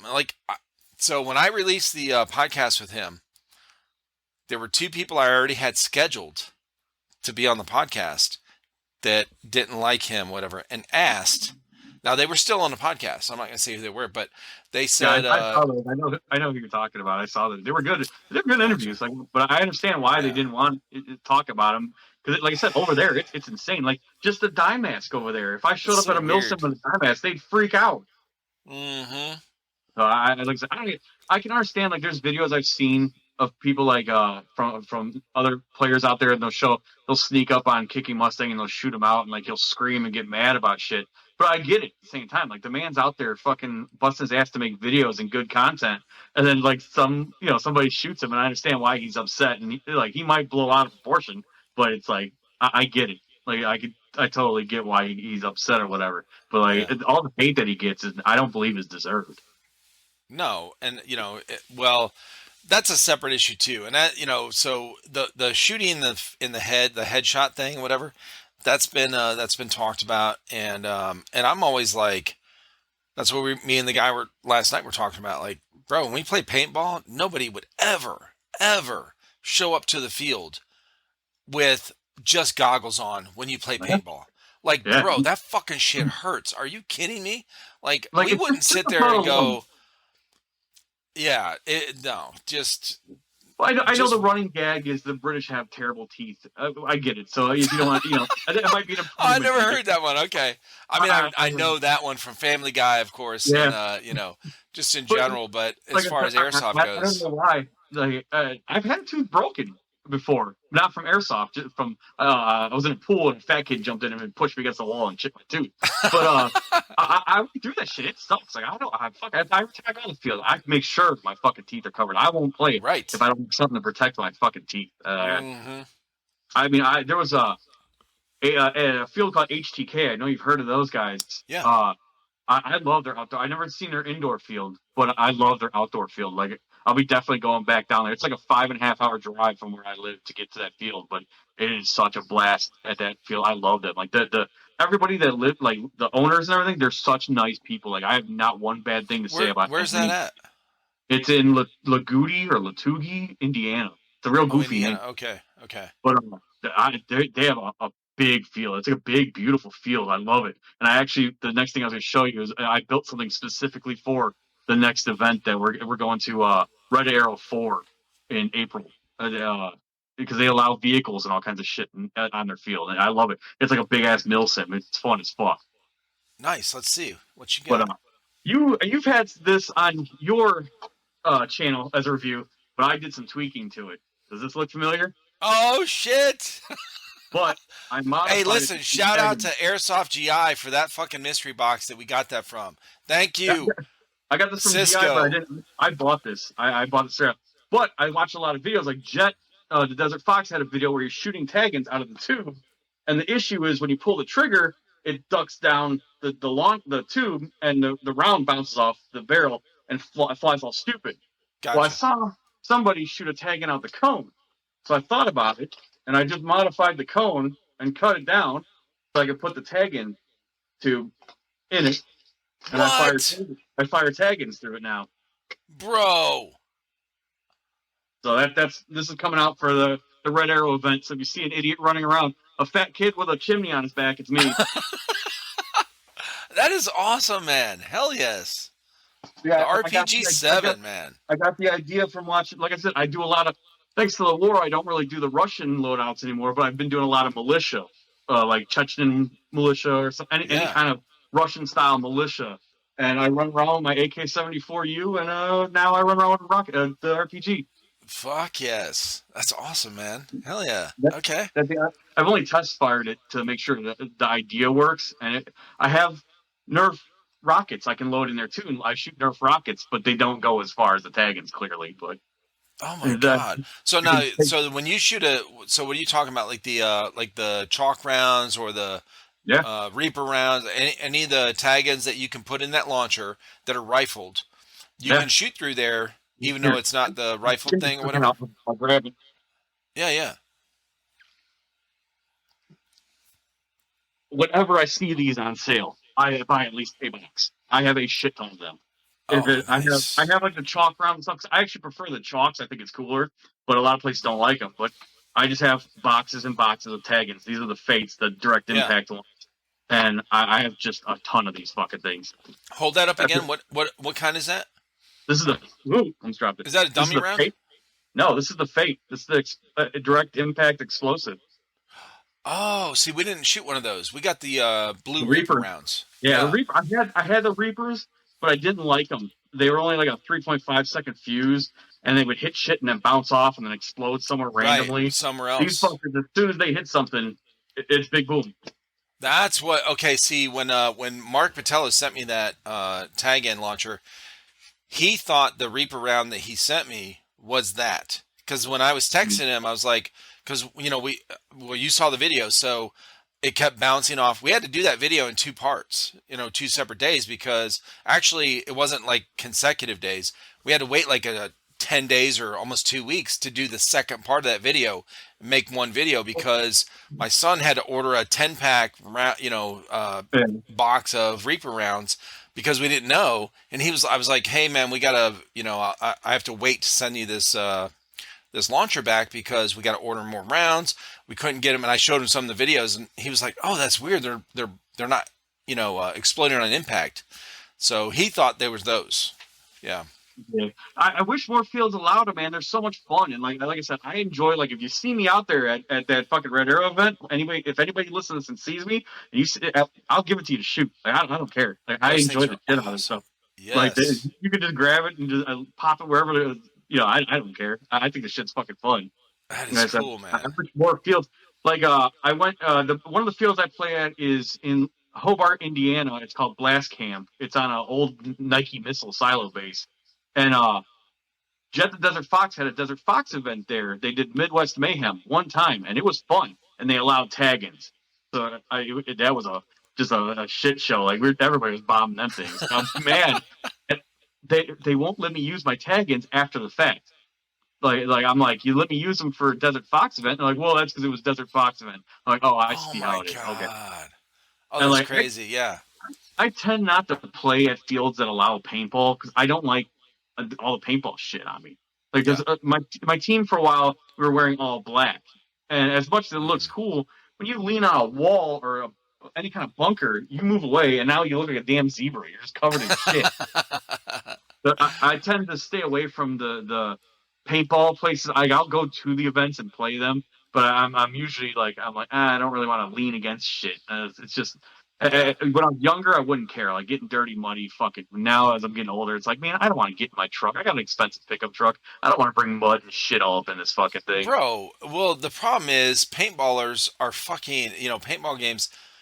These dudes apparently they have endless money because Oh god, they're that shit's so wasting expensive. paintballs like it's fucking water, okay? They're dumping them in their hopper and missing a Oh whole yeah, fucking all over tube the will floor. miss and just God, go all over the place. And they don't give a fuck. It's just spamming the trigger, just fucking 10,000 paintballs in 10 seconds everywhere. and like And I'm sometimes like, I that's not how we played, okay? I ask kids, I go, do you have a sponsor or something? Like, no. I'm just like, how Bro, the fuck are you affording that shit? A case of paint is fucking expensive. we used to buy a case. It was or a box, I guess. I don't know if it was a case, but 2,500, paintballs when I played. And this is back when you could buy your own and take it to the field. Yeah, We didn't go yeah, no more. to an actual field very much, but yeah, they don't allow that anymore. So because people freeze in their paintballs. Yeah, I've heard about that. I never Yeah. was really into paintball. One of my buddies I worked with, they were super into it, and they had a team and did all that, like the league shit and stuff. I don't know, but like I heard all them stories from them, and I couldn't believe how much they spend on fucking paint for that shit. I'm like, nah, no, I'm good. Bro. Well, I will say this: freezing your paintballs is dangerous, for the person that's getting shot. But when you're shooting it, it is it's super straight. It's like shooting an airsoft gun. It's Yeah. straight as fuck. You know how normal paintball guns you have to lob it because it's so heavy. These things are fucking straight, but they will fuck you up, man.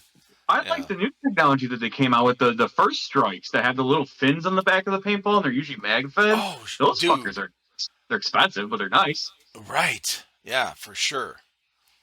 Yeah, that'd be cool. What else you Uh, got, bro? let's see. This is another gas blowback. This is my Wheat Tech. This is my big DMR style gun. Even though I got a EOTech on it, I just put that on there because it matched the color. And you got the UGG boot. Okay. I like the UGG boot. Everybody gives me shit. I fucking like the UGG boot. I am UGG boot gang. I I like don't think they're giving you shit, bro. I think they just like to say the word UGG boot. probably. There's so many people talk shit, and I'm like, I like them. I got no issue with them. Now, what was that again? You went through it really quick. What kind was it? I was talking, so. It's a Wheat Tech. Sorry, I talk fast when I get excited. No, you're good, man. It's a Wheat Tech. It's gas blowback.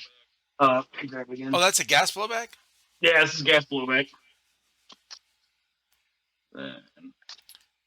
Where did you get this, and what did you do to it to upgrade it? This I pretty much I put on this edition to make it. I forgot the actual name of it, but it's like the DMR version. Usually you change the stock, but like I said, I like UGG boot, so I love UGG boot.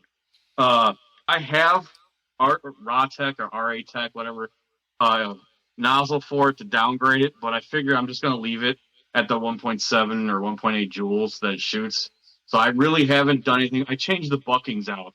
That's about the only. I put Autobot buckings in it. That's about the only thing I do. 60 to 70 degree buckings. Otherwise, I leave everything else. There's no reason. WeTech's their issue is the trigger box. Unlike a real gun with all the hammers and spring, there's a box that has it all contained.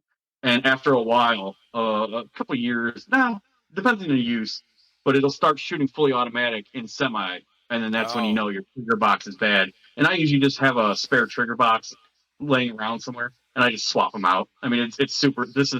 These come apart just like a real goddamn gun, so it's super simple to take this apart. Like if I had more room, I would knock over all the shit around me. I would disassemble this in about 3 seconds and then put it back together. Shit. It's insane how just easy it is to work on gas blowbacks. Now, what about your what's your suppressor or your flash hider on the end? What is that? It looks cool as fuck. That's just a Scar 17 flash hider. That's what the real one's with. It's got the, I don't know what you call it, but the serrations, whatever, for a quick disconnect suppressor. I don't have one, but I just thought it looked better in a birdcage and M16 birdcage. Yeah, dude, it looks awesome. Okay. This gun isn't nothing special. I just like the way it looks. It's an LCT. This is the first LCT I bought. Everyone's like, "Oh, you gotta buy LCT. They're the best AKs."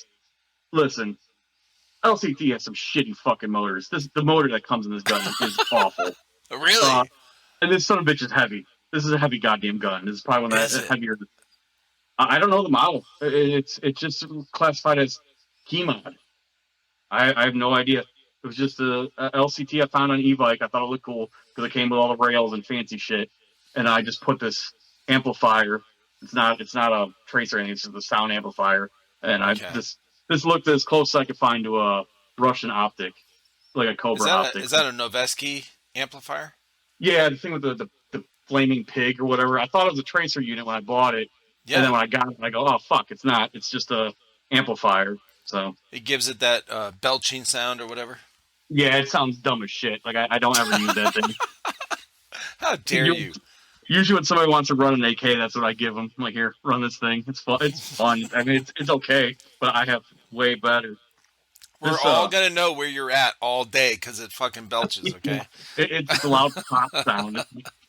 I'm like, all right, well, that gives you away. This gun, everyone likes this gun. It looks cool.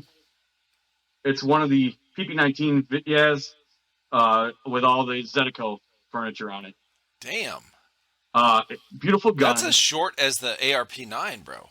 Yeah, this is my little shorty. I mean, everything's stiff. It folds and gets smaller. It's nice, but I got it from Red Wolf Airsoft. And I've heard of them. Yeah. The one thing I complain about is I think it came with an Asian market spring, or they cut the spring so it would shoot for Asian market FPS. Because when you shoot this thing, it makes a nasty twang sound, like you got a guitar and you're just pling. It sounds awful. Gun looks beautiful, shoots nice, but it sounds like shit. Huh? Oh, that's wild. Okay. Yeah, I mean, it makes sense. You cut a couple wrong, rings off the spring. You're gonna, Well, I mean, you yeah, shorten the that's spring. the It's old gonna. way to get your gun at a field. If oh, you're shooting hot. Oh, hold on, let me take the spring out, cut it, drop it back in. Mm, All right, you're good to go. And it's the old trick that we used to all do. gotcha. Okay. I'm like I said, I've been watching Shot Show all day, and they've been getting me excited for like E&L has got some real nice guns coming out, and they've got the company Novus Novus is making the Russian optics like how the EOTech, but it's like the Russian version. I Yeah. can't find anywhere that's under $1,000 for the real shit, and now they're making clones for Jesus. Airsoft. I'm super excited. PTS is showing their malls. It's like a PEC box but smaller. They've been showing that for the last 2 years and it still hasn't hit the market, but I'm waiting for that. I really want to see VFC. They have that gas blowback for Mark 60, Mark 46, the LMG gas blowback. I'm really looking forward to Really? that. Yeah, that thing looks stupid awesome. I can't wait for that thing to come out. Well, what when you look up Shot Show, what do you when what do I've been you watching on Instagram. I've been watching like Amped Airsoft and a couple other Airsoft Obsessed. I know Jet the Desert Fox is out there. I follow a lot of real gun guys that go to stuff like the airsoft shit, and I've just been watching their Instagram stories. And I've been seeing also like HPA BBs has a blue tracer out now that looks phenomenal. Like that looks super cool. Oh And then shit. Okay. what else did I see up there? There's something that really caught my attention right before I got on the phone with you, and I can't remember for the life of me what it is. It'll come to me later. I'll just start yelling about it. I forgot. It got me. I was like, it was super cool, and I can't think. A lot of Gate Titans coming out with a lot of really cool shit. Gate, they got a HPA unit coming out. They Yeah. have a deal. They have a deal with Arcturus to build.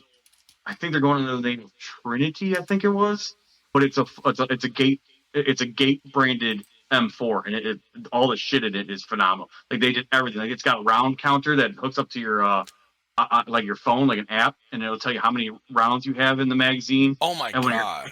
when you're empty and you change the magazine, you have to hit the bolt latch to release the bolt Yeah. forward, and then it resets the fucking round count and shit. Like they got a lot of really cool shit coming out. Like I'm super excited to see some more. I'm hoping that tomorrow there's some real cool shit out there. I've seen a couple of people have that on their gun, a round Yeah, counter, and they had to do the same thing or whatever. And God, I mean, if they can that's get just that expensive. technology That gate down, that'd that be is fucking, expensive. that'd be awesome. I really wish I could remember what the other thing is I saw. It's probably something really stupid that Well, only I'm it's looking up. I wanna share the screen. What was so Shot Show 2023? I'm searching it. What was the first one thing you I was mentioned? watching. I was watching. Amped Airsoft has some guys there that their stories on Instagram. Yeah. They were showing a lot of really cool shit through their stories. What was the one you just mentioned that somebody's coming out with something new? What company? It's going to be under the Moss Manufacturing. They're the ones that Novus or something? Novus. Yeah, that's one of the same people. They make. Oh, that's what I was going to talk about. It's a Hollow Sun. Wait till you see this fucking Hollow Sun thing. It's a What? red dot. It's a big chunky boy, but it's a red dot that you can see straight through. But if you close one cap, it becomes like thermal or night vision. Oh my god.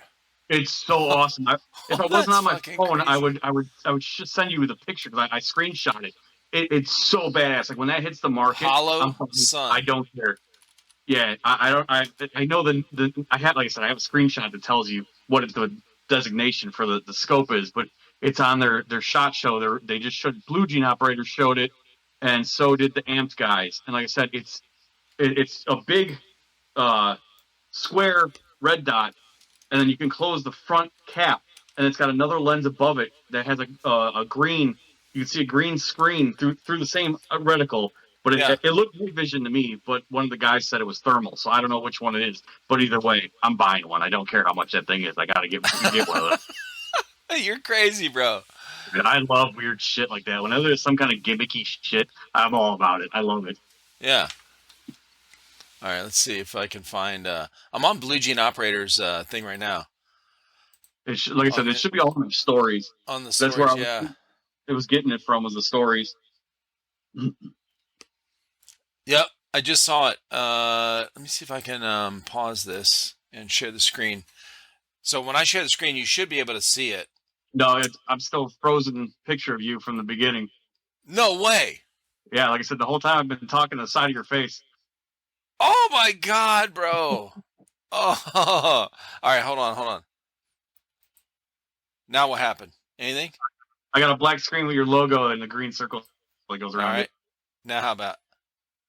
There you go. Now I see it. There we Oh, dude. Okay, I should have done that earlier. I'm sorry. All go. right. Let me share the screen. Yeah, I just turned my camera off, turned back on for you, and it usually unlocks it.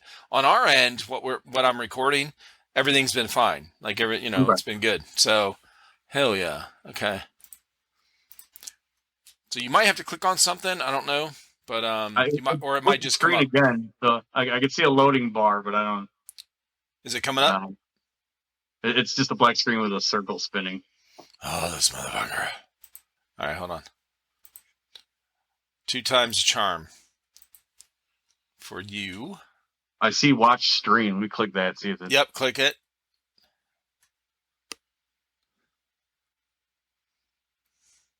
Mhm.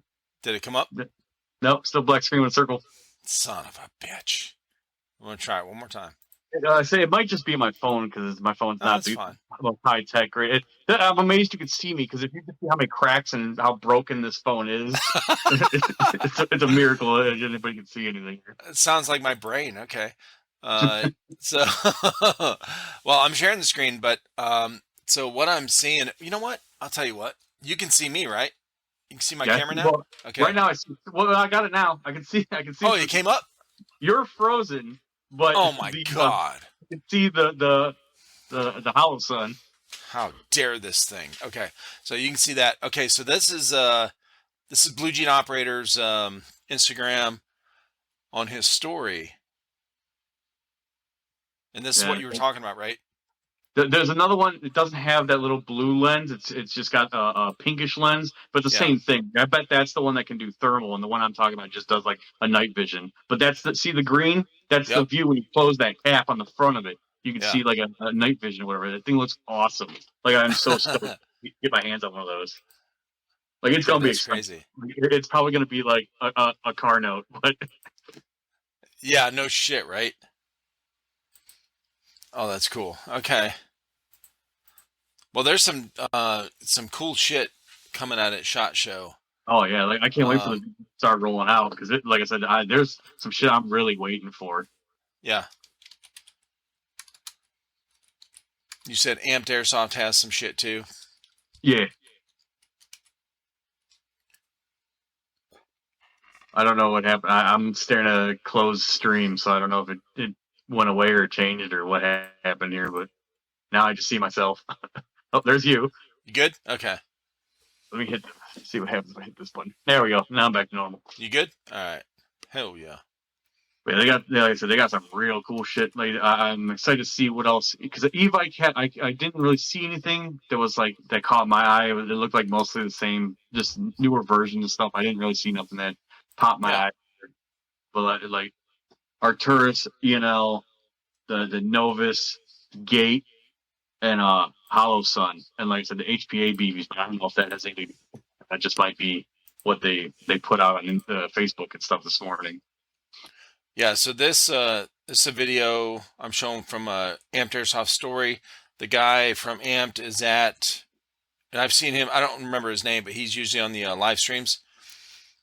He's at SHOT Show, and he's showing a what looks like an AK style right now. Yeah, I got nothing. I only see myself. Oh, here we go. Yeah, that's one. I don't know And if it's you got guys. the same foregrip you have. Yeah. Yeah, that's the new ENL, the new E Platinum series, and that's that novice site that Russian EOTech I was talking about. I'm looking forward to those.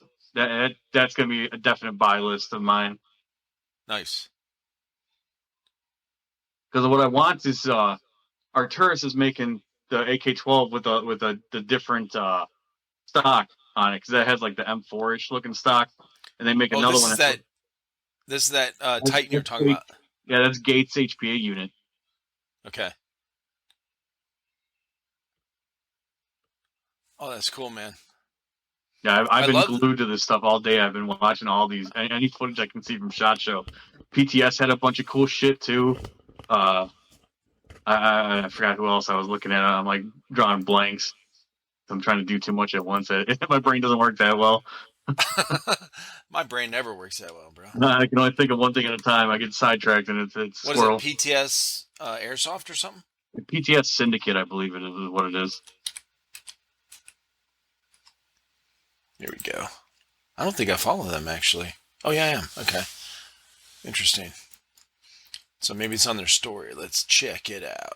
Yeah, they had the MLAR. That's what I was talking about. That's that laser Oh, okay. diameter flashlight. It's like a slicker looking PEC box. Right.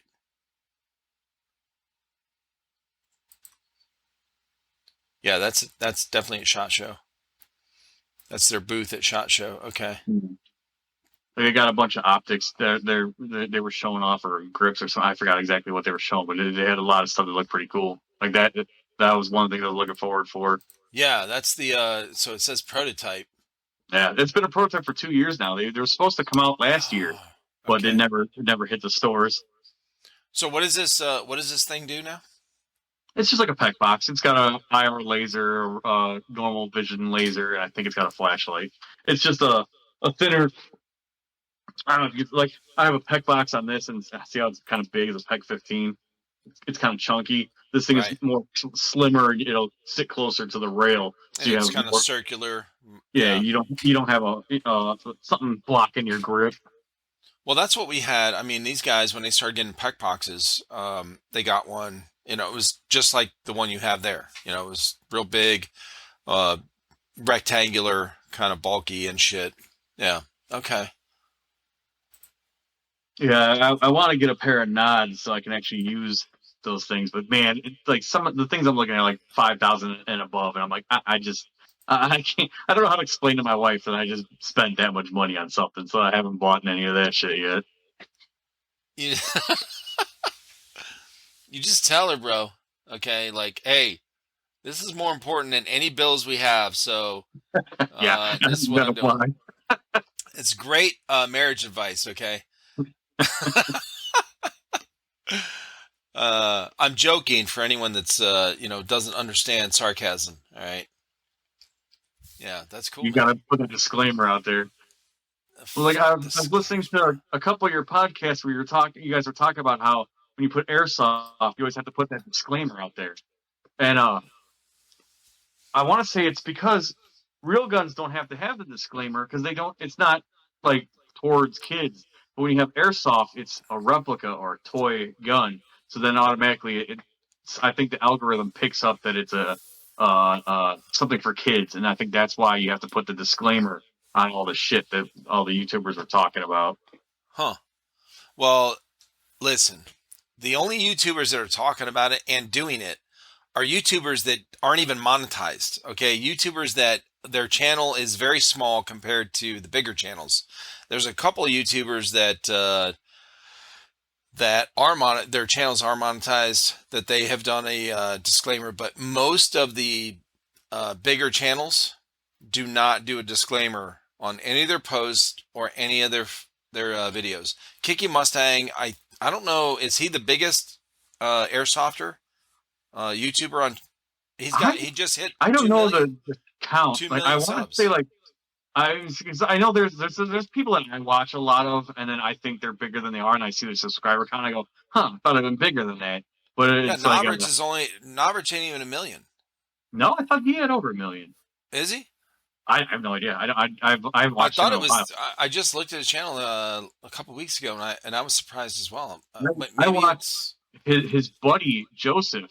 He's got a YouTube channel, and I watch him because he does a lot of gas blowback shit. He has like tutorials on how to make like end passes, like homemade end passes, so you can yeah. adjust the FPS and joules out of the gas blowbacks and shit. Like Nice. that guy's real good to watch if you like gas blowback shit.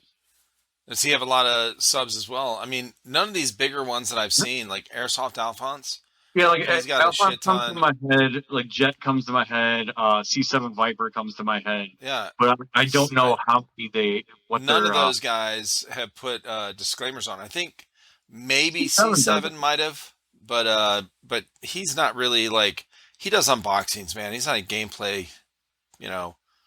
He does mostly unboxings. I don't know if you restart your camera. I'm just staring at a black screen with a circle. I prefer the Uh half oh. face of your face than this. Whoops, whoops, whoops. Hold on, hold on. It's probably my connection or something. I Oh, don't that's know. fine. Yeah, yeah. There, I see it. I'm just like Yeah. staring at a. Oh no. Anytime it does that, just let me know. It literally takes 1 second. Okay. Yeah, I just click on the camera button, turn off, turn back on, and it's good to Because go. I damn near live on YouTube, and I hate to say it because that sounds so bad, but like I said, I'm a truck driver. When I get to my destination and it takes them Right. 2-3 hours to load me, I got nothing to do, so I scroll YouTube and I Sure. watch every single thing I could, anything that says Airsoft. I'm just do watch. Yeah, you watch all that But shit, of I course. said I watch all the podcasts and stuff like that.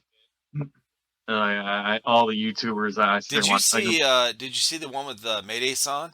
So Oh yeah, as I'm I talking like with him. him, I he followed starts him. pulling out a shit ton of guns. I followed him because of that podcast. Like Nice. I seen the name a couple times. I watched a couple videos, but I never really, I was like, okay, that guy's cool, but I just never thought of it. And then I watched your podcast, and like that dude's actually badass. So I started following him from that. Just same thing with Nomad. I watched the podcast, and I actually did how you always say, "Oh, send a message, say you heard from the trifecta." I sent them Yeah. one. And it was cool because I saw it on his story. He showed the message I sent to him. So I thought that was Nice. kind of cool for me because I'm like, oh shit, he actually did For read it, sure, like man. But that dude's he's putting in work. Like I hope the best for him with his milsims he's trying to put on stuff. I told him like I'm gonna try to talk my team into going over that way, but that's a journey for us to go that Yeah, it far. is. And like a lot of times What the bigger games that are farther away and stuff, it's only like one or two of us that'll kind of venture out that it's a way. big Otherwise, commitment, man. Like it's not just, hey, let's drive over here for a day trip. It's when you're going for an event, you've got to get all your gear together, all your shit, it's a big thing, you know. yeah, I don't trust airlines to fly with this shit. So it's like Yeah, I anytime know. we go, we're gonna be driving. And I'd say I drive for a living. It's the last fucking thing I want to do is drive some more for. Uh, Well, somebody on here said, "Oh, it's this person flew over here," and the person they were talking about, plays like indoor speedsoft kind of thing, and I'm going, "Well, what did they have to put on the plane? A pistol, like that's yeah, it. Uh, okay, big deal. Like, and a dye mask. When somebody goes to a mil sim, you've got fucking, you're bringing backup guns, hundred exactly. percent. I'm a believer in the one is none, two is one, three is okay. Right? I don't. Yes. I hate that shit. Like I always have my truck full of shit just in case. Like I said, I do run HPAs and I do run gas blowbacks, and both of those can be kind of iffy depending Yeah. on what like, gas blowbacks. The The weather weather. changes 2 degrees or something, and the shit don't fucking work. That So sucks. I always got to carry extra shit. Like I run propane, which is the same thing as green gas. It just smells like shit. So that's yeah.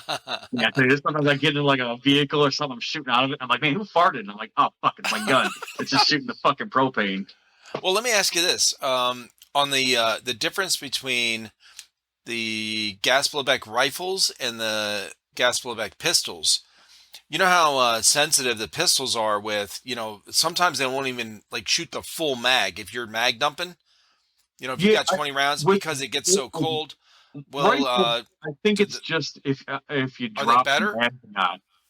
They can be a little bit better because the magazines I've had, I always keep a little bit of gas in there to keep some pressure so the O-rings don't leak out. That's the biggest problem with the gas blowback is your O-rings dry out and then it leaks and then people go, oh, my magazine's shit, so I'm gonna throw it away and buy new ones. I love finding those people. I'm Oh, like, I'll give you $5 for the magazine. They're like, okay, and I have a shit ton of gas that I just take the O-rings off, either replace them or I soak them in silicone oil for 24 hours, put them back on, brand new mag, cost me $5. really? And gas blowback mags are 50 some dollars a piece. So Right. there's little tricks you can do with stuff. I will tell you right now, I fucking hate high cappers. They're the fucking M4s of the pistol world. Like everybody, I don't care what color it is or what You're fancy talking. slide. Listen, you're spewing some fighting words right now. You Oh know yeah, I that, know. right? I know you like a little bit of controversy, so I don't mind saying it. Like, I'm gonna come Hey, back leave at some like, comments. if you want to come at me for any of my goofy shit, come I on. love it. I love it. I don't like. I get it. They got a place. In CQB, they're lethal compared to like, any of the rifles. Like Right. anybody in CQB will eliminate my slow ass instantly. But I don't like. I'll sometimes go to places and these kids will bring out these high kappas, and I'm like, "You're 15. You didn't pay for that fucking $1,000 fucking bill. Get the fuck out of here, kid." And I'm just sitting with these You're rainbowy so bright HUDs. judgmental, bro. And like I'm a '90s kid. I like high visibility, the green and the orange and the pinks and all the bright colors. I like the shit. I think it looks cool, but it's just Right. become so regurgitative. Yeah. Everybody looks exactly the same. They Right. all are the same colorways. If They all have the everyone's same color. special, then everyone's the same. And I, Yeah. I'll tell you right now, you might beat me with that skeletonized gun in the CQB. Come out in the mud, play outside. We get some sticks and leaves and dirt in that gun. See how well that little bastard still works. Well, speaking of that, somebody's talking about having an event where they mix Speedsoft with Milsim. It's like a speed sim thing or something like that. And I'm going, well, I mean, if you set the AO is going to make the difference, really. So if The you're, problem with Speedsoft is the open distance. yeah, They have to run to close distance, and that's where a Milsim guy is going to take them. As where a Speedsofter is going to kill a Milsim guy. 'Cause I wear so much fucking kit that I can't even fit through doorways half the time. And like, right. the only way I could say is either have a gap or let me run a full auto LMG, Yeah, and you then can't. we'll So see. that's what I was thinking when they were talking about it is the AO, like you can't really merge the two. You really can't. No, Because if you have it, let's say you have it as at a milsim location AO where it's I open, it's actually have an woods. instance of this where at the HTK field when we played Yeah. that. I think their kids are speed softers. They have that team Revelation. I think it's called. I think the Oh, team. okay. But I got shot and I took my knee, got my hand up in the air, and I could see everyone else, 30 some feet away from me. Out of the corner of my eye, I see some flashy, rainbowy colored speed soft shit. And I'm like, what the heck is that? So I'm like looking and looking and looking. And all of a sudden I realize it's the owner's daughter that's a part of the team running with a couple more speed softers. These kids just ran everybody on the fucking field. Like they're like how low they get, how they like watching them play Speedsoft in a mill sim. Holy fuck! If more Speedsofters came out to mill sims and played their style in open field like that, and using cover and using trees and low bush lines and Yeah. like doing snaky crawly shit, that shit's fucking cool. Like I said, I like them. I like their Speedsoft. I like their style. I just can't do it. I can't get that limber. Right, but, dude. Yeah, but like yeah. she was fucking running and jumping and like crawling through these bushes and shit. And like she smoked the entire team of like 15 people in front of me. She just Oh, ran that's through them. awesome. And I was just like, oh So, my God. okay, so speaking of that, if let's say we had milsim team against speed softers, and speed softers are wearing, uh, appropriate gear for the environment. So they're going to blend in, just like, you guys, They'd right? be Our milsim lethal. team, They'd be lethal. cami, They had, like the camis. camo dye mask with all camo, Yeah, yeah, yeah.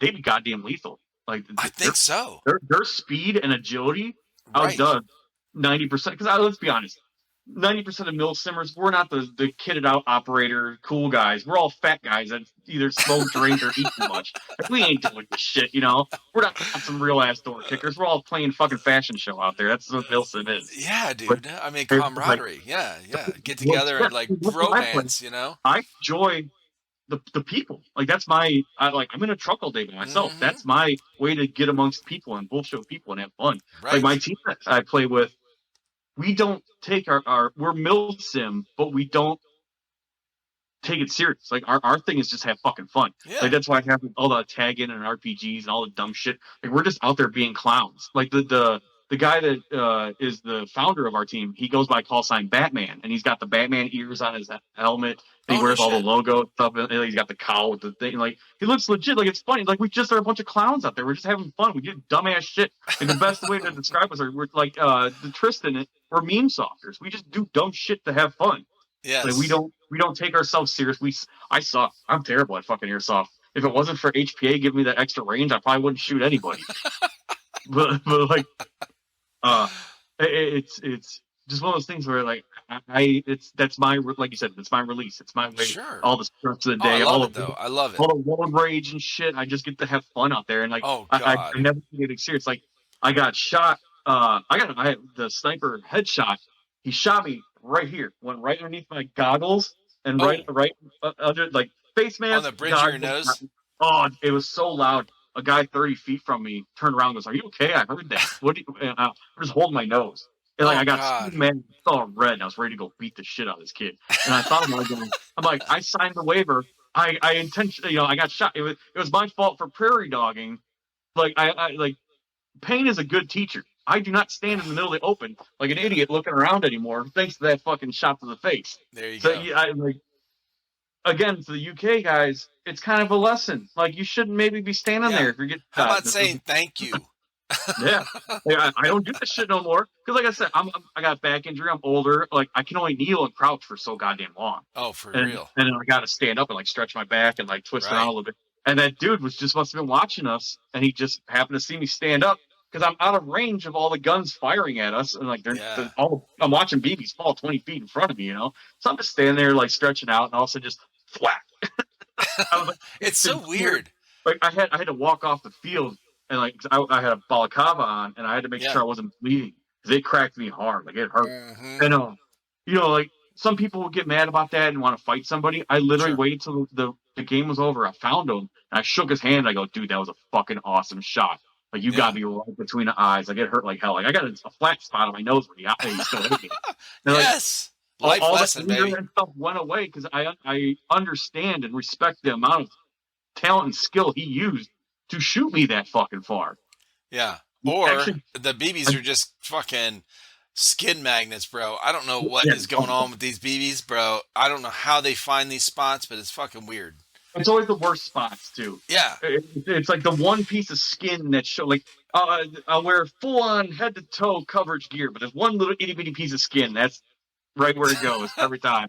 The guy that shot me in the face, I ended up talking to him and learning. I built the rifle he had. Really? Oh, I got a time notes going here. Hold on, let me catch this shit. Don't knock all your shit down now. Well, I got it all half-assed because, like I said, we're moving, so we're gonna sell the house. So I got everything kind of haphazardly hidden here. But it's just an Are you area guys moving square. out of the city? Yeah, we're getting out of the town we're in. I'm gonna go back to the town that I grew up in. Oh, It's a little quieter because we're in like the hospital's right down the street from me, and we're on the main intersection. oh, right. So it's real loud and noisy over here. And me and the wife want to start a family and have our own kids and stuff like that. Yeah. Do Uh, you have family over there in the area you're yeah, moving well, to? we're Do you have trying, my parents? parents are in their 70s now, and Yeah. age is taking its toll on a few of them. So Sure. we want to be close to them so we can keep an Right. eye, them, and then we got free babysitter if we live, in the same Oh, area. for sure. So that's why we're trying to. It's like it's literally only like a 10-minute drive from where I'm at now, the area we're Nice. looking. But it's Okay. we just need something bigger because this house is fine. Like I like this house; it's a good house. Hmm. But I have a big ass Doberman and I have another little Boston Right. Terrier, and then if we add a kid in the mix, it's too much in Gets cramped three fast. it's a three bedroom house, so it gets a little cramped. So we're like we're gonna move and get all that shit out of there. But Yeah. yeah, Well, being around parents with the babysitting thing, that's a mutual thing. It is the we're in that position now with grandkids, so we love having our grandkids over. We don't care, it's not like a burden on us. We're not. No, we don't watch them every day or nothing. We both work and stuff, but it's it gives them a break. So yeah, you want to have a babysitter? We got you. Okay, yeah. all day. But yeah, I it is don't. I think nice. it revitalizes the parents too. Like when you see the Hundred grandkids, you guys get percent. super excited. It just I like seeing like when my I have a son with another woman, and my son's 16 now. But I remember when my parents found out she was pregnant. They were mad because we were young. But Yeah, as soon as he was in the world, it was like my parents became like I've never seen my dad so soft. My dad's yeah, big, big German military scary guy. You know, Right. the only person that can yell at me that I'm actually afraid of. Like anybody can yell at me and I Yeah. just laugh. But that man yells at me and I'm like, attention, yes sir. You know, but Right. he Yeah. he softened up and it was just Yeah. nice. You know, he gets so happy when, you know, even this day when my son goes over there and spends time with them, they get all, you know, he gets happy. He's got somebody Well, there is some definite, first off, humans being close, in close proximity to each other, we definitely have this frequency that we give off that we feed off of. It's a whether it's positive or negative. That's why there's that with psychology and stuff. There's that the riot herd. I don't know, not herd mentality. That's something that just came up that they've talked about recently. But there is a this pack chaos. mentality. The mob mentality, right? Yeah, it's like negative. These negative vibes go out, and it just it almost reaches like a crescendo where people are fighting basically. Yeah. And then when you're it's the same feeling you get if you've ever been to a large arena with tens of thousands of people, whatever it is, a huge group of people.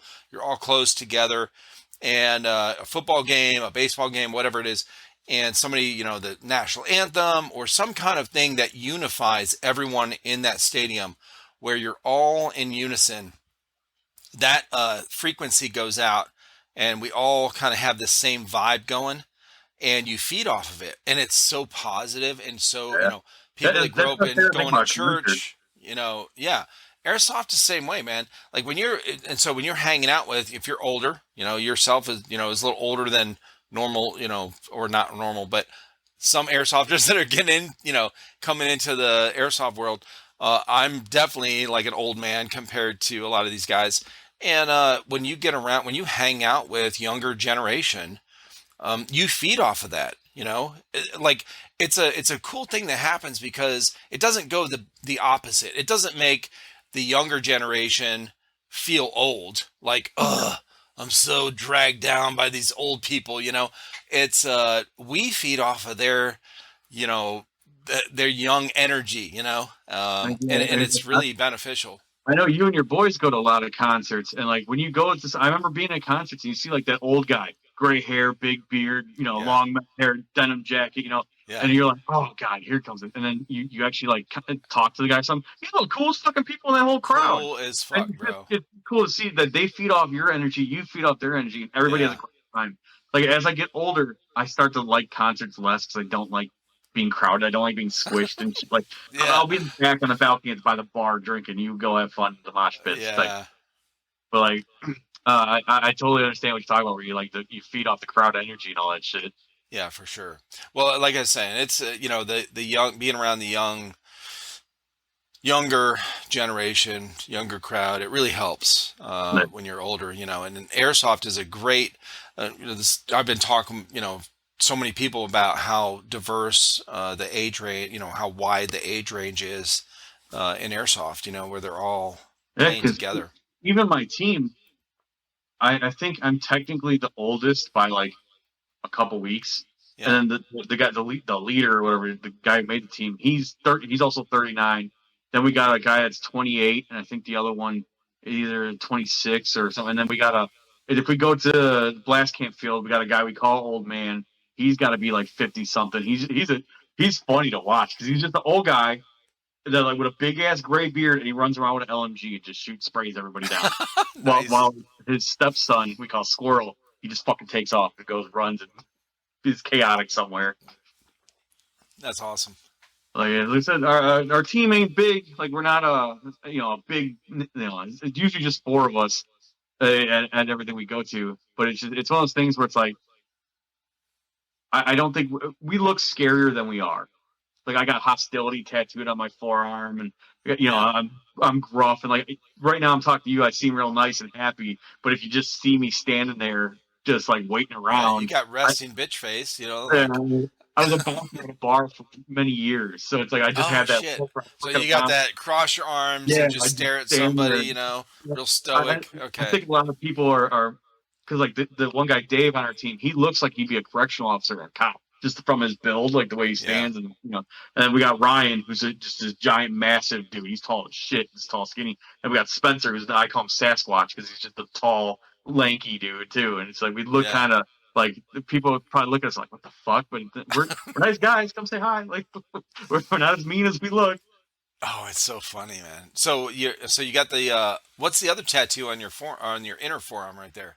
It's Deutsche Adler, the German eagle that used to be on the flag, but they took it off because it was too warlike in the 90s. And Yeah. around in the German it says mit den fairen Fahnen ist der Sieg, which means with my flag there's victory. But I had to oopsie because apparently in Germany they don't like the word Sieg anymore, which means victory. They don't because of the Nazi shit. They don't like that word. I guess they've changed it, but I Huh. didn't know that at the time because like believe it or not, if you Google German sayings, you don't get a lot of things that aren't involving the Third Reich. So it's kind of hard to find something. Yeah. So, but yeah, You know what's funny is the first time I heard about this, where Germany doesn't allow these type, anything, involving any kind of talk or verbiage or language or symbols to do with Nazis. When I worked at GameStop 15 years ago when we first moved here, I ran a GameStop for 3 years, and game releases. So they release in the United States and all these different countries, and so we heard about any games that would release in Germany had to be modified. Of course, all games had to be modified with the language, that in the cutscenes and stuff. But they have to point out all the flag, like all the swastikas. I always yep, call them the pinwheel of friendship, so I can do it so people don't yell at me. right, They blur those out. And usually put the iron cross there. Something. Their yeah, airsoft rules are real fucky too.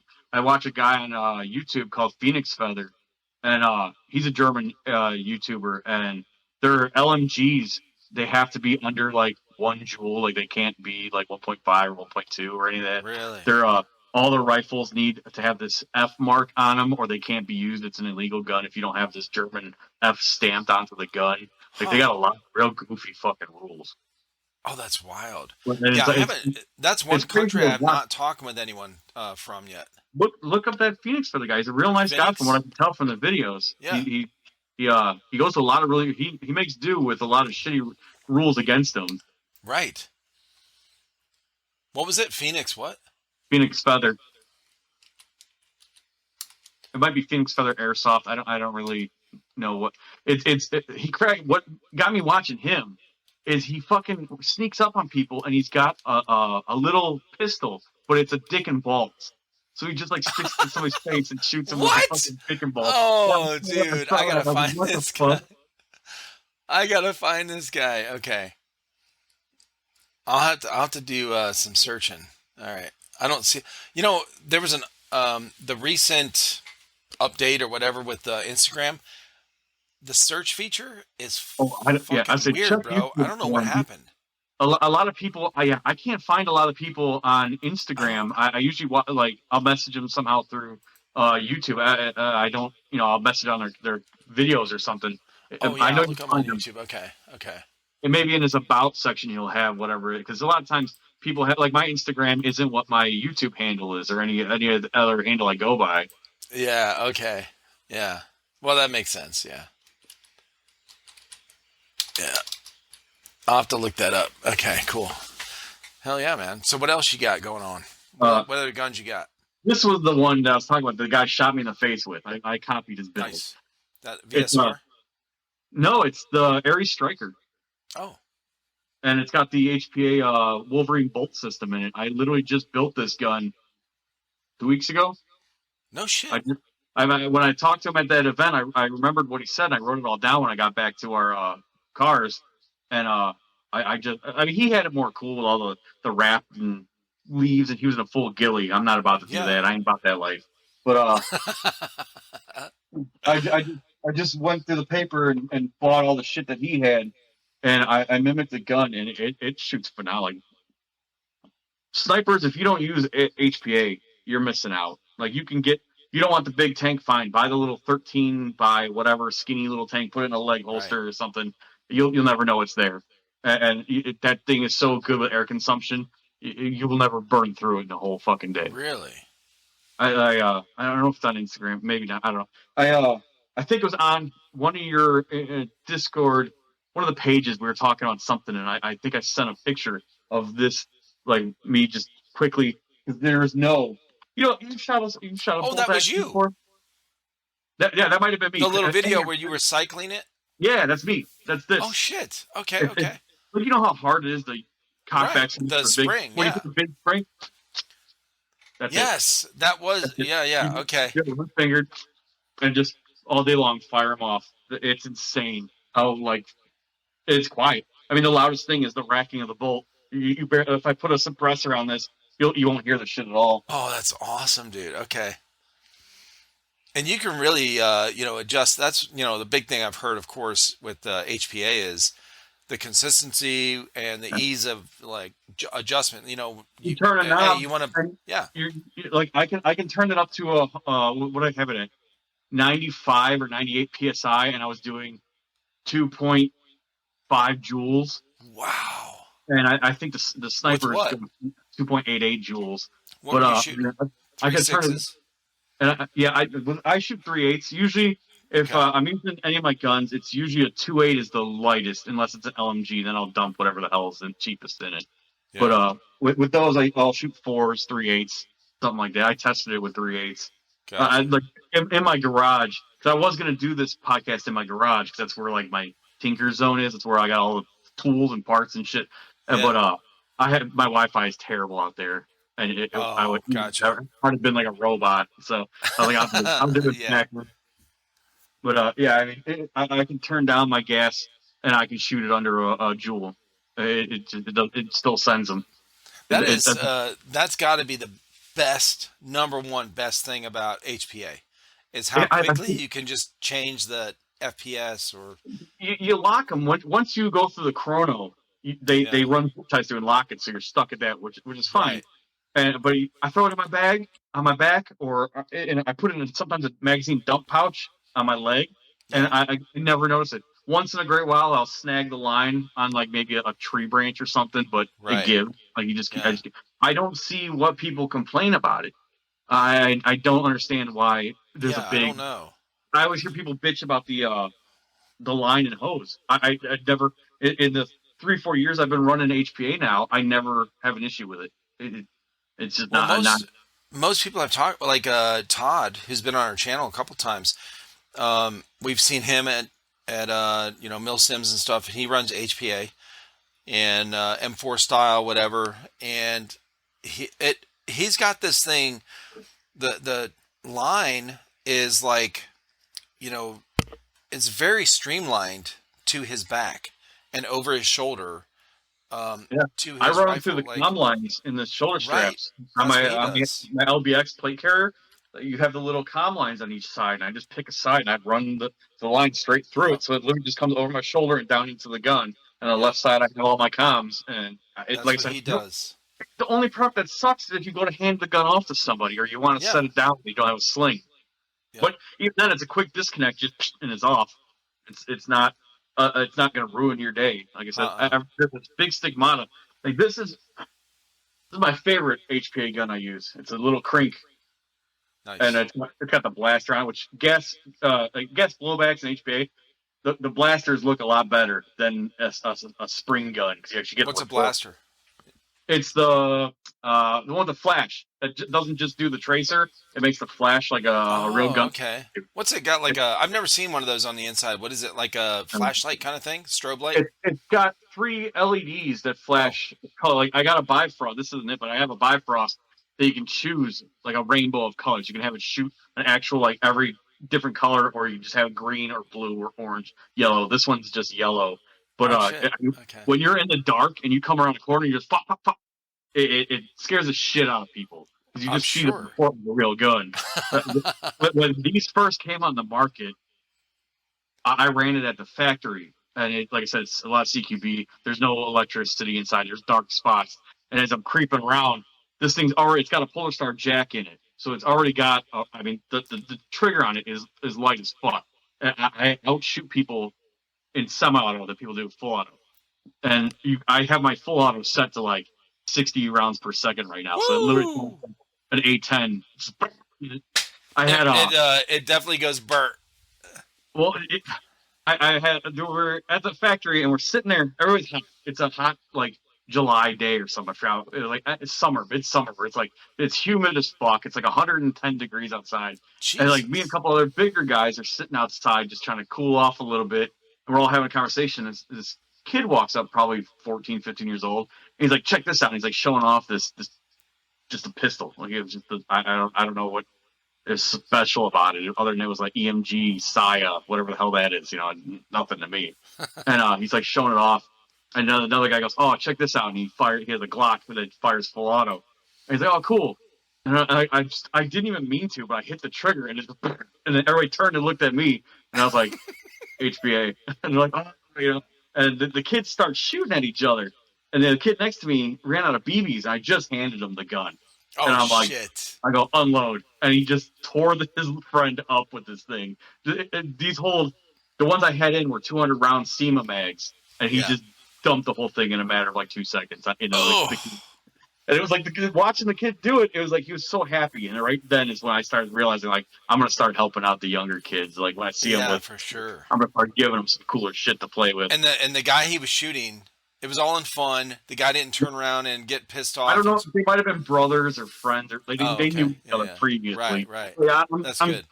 sure I fucking left out parts of that story to cut time, but like I said, it was hilarious to me just standing next to this kid with my arms crossed. And he's just got the gun just laying into his buddy, and the kid's trying to run away and jump and hide behind shit. Oh, that's awesome.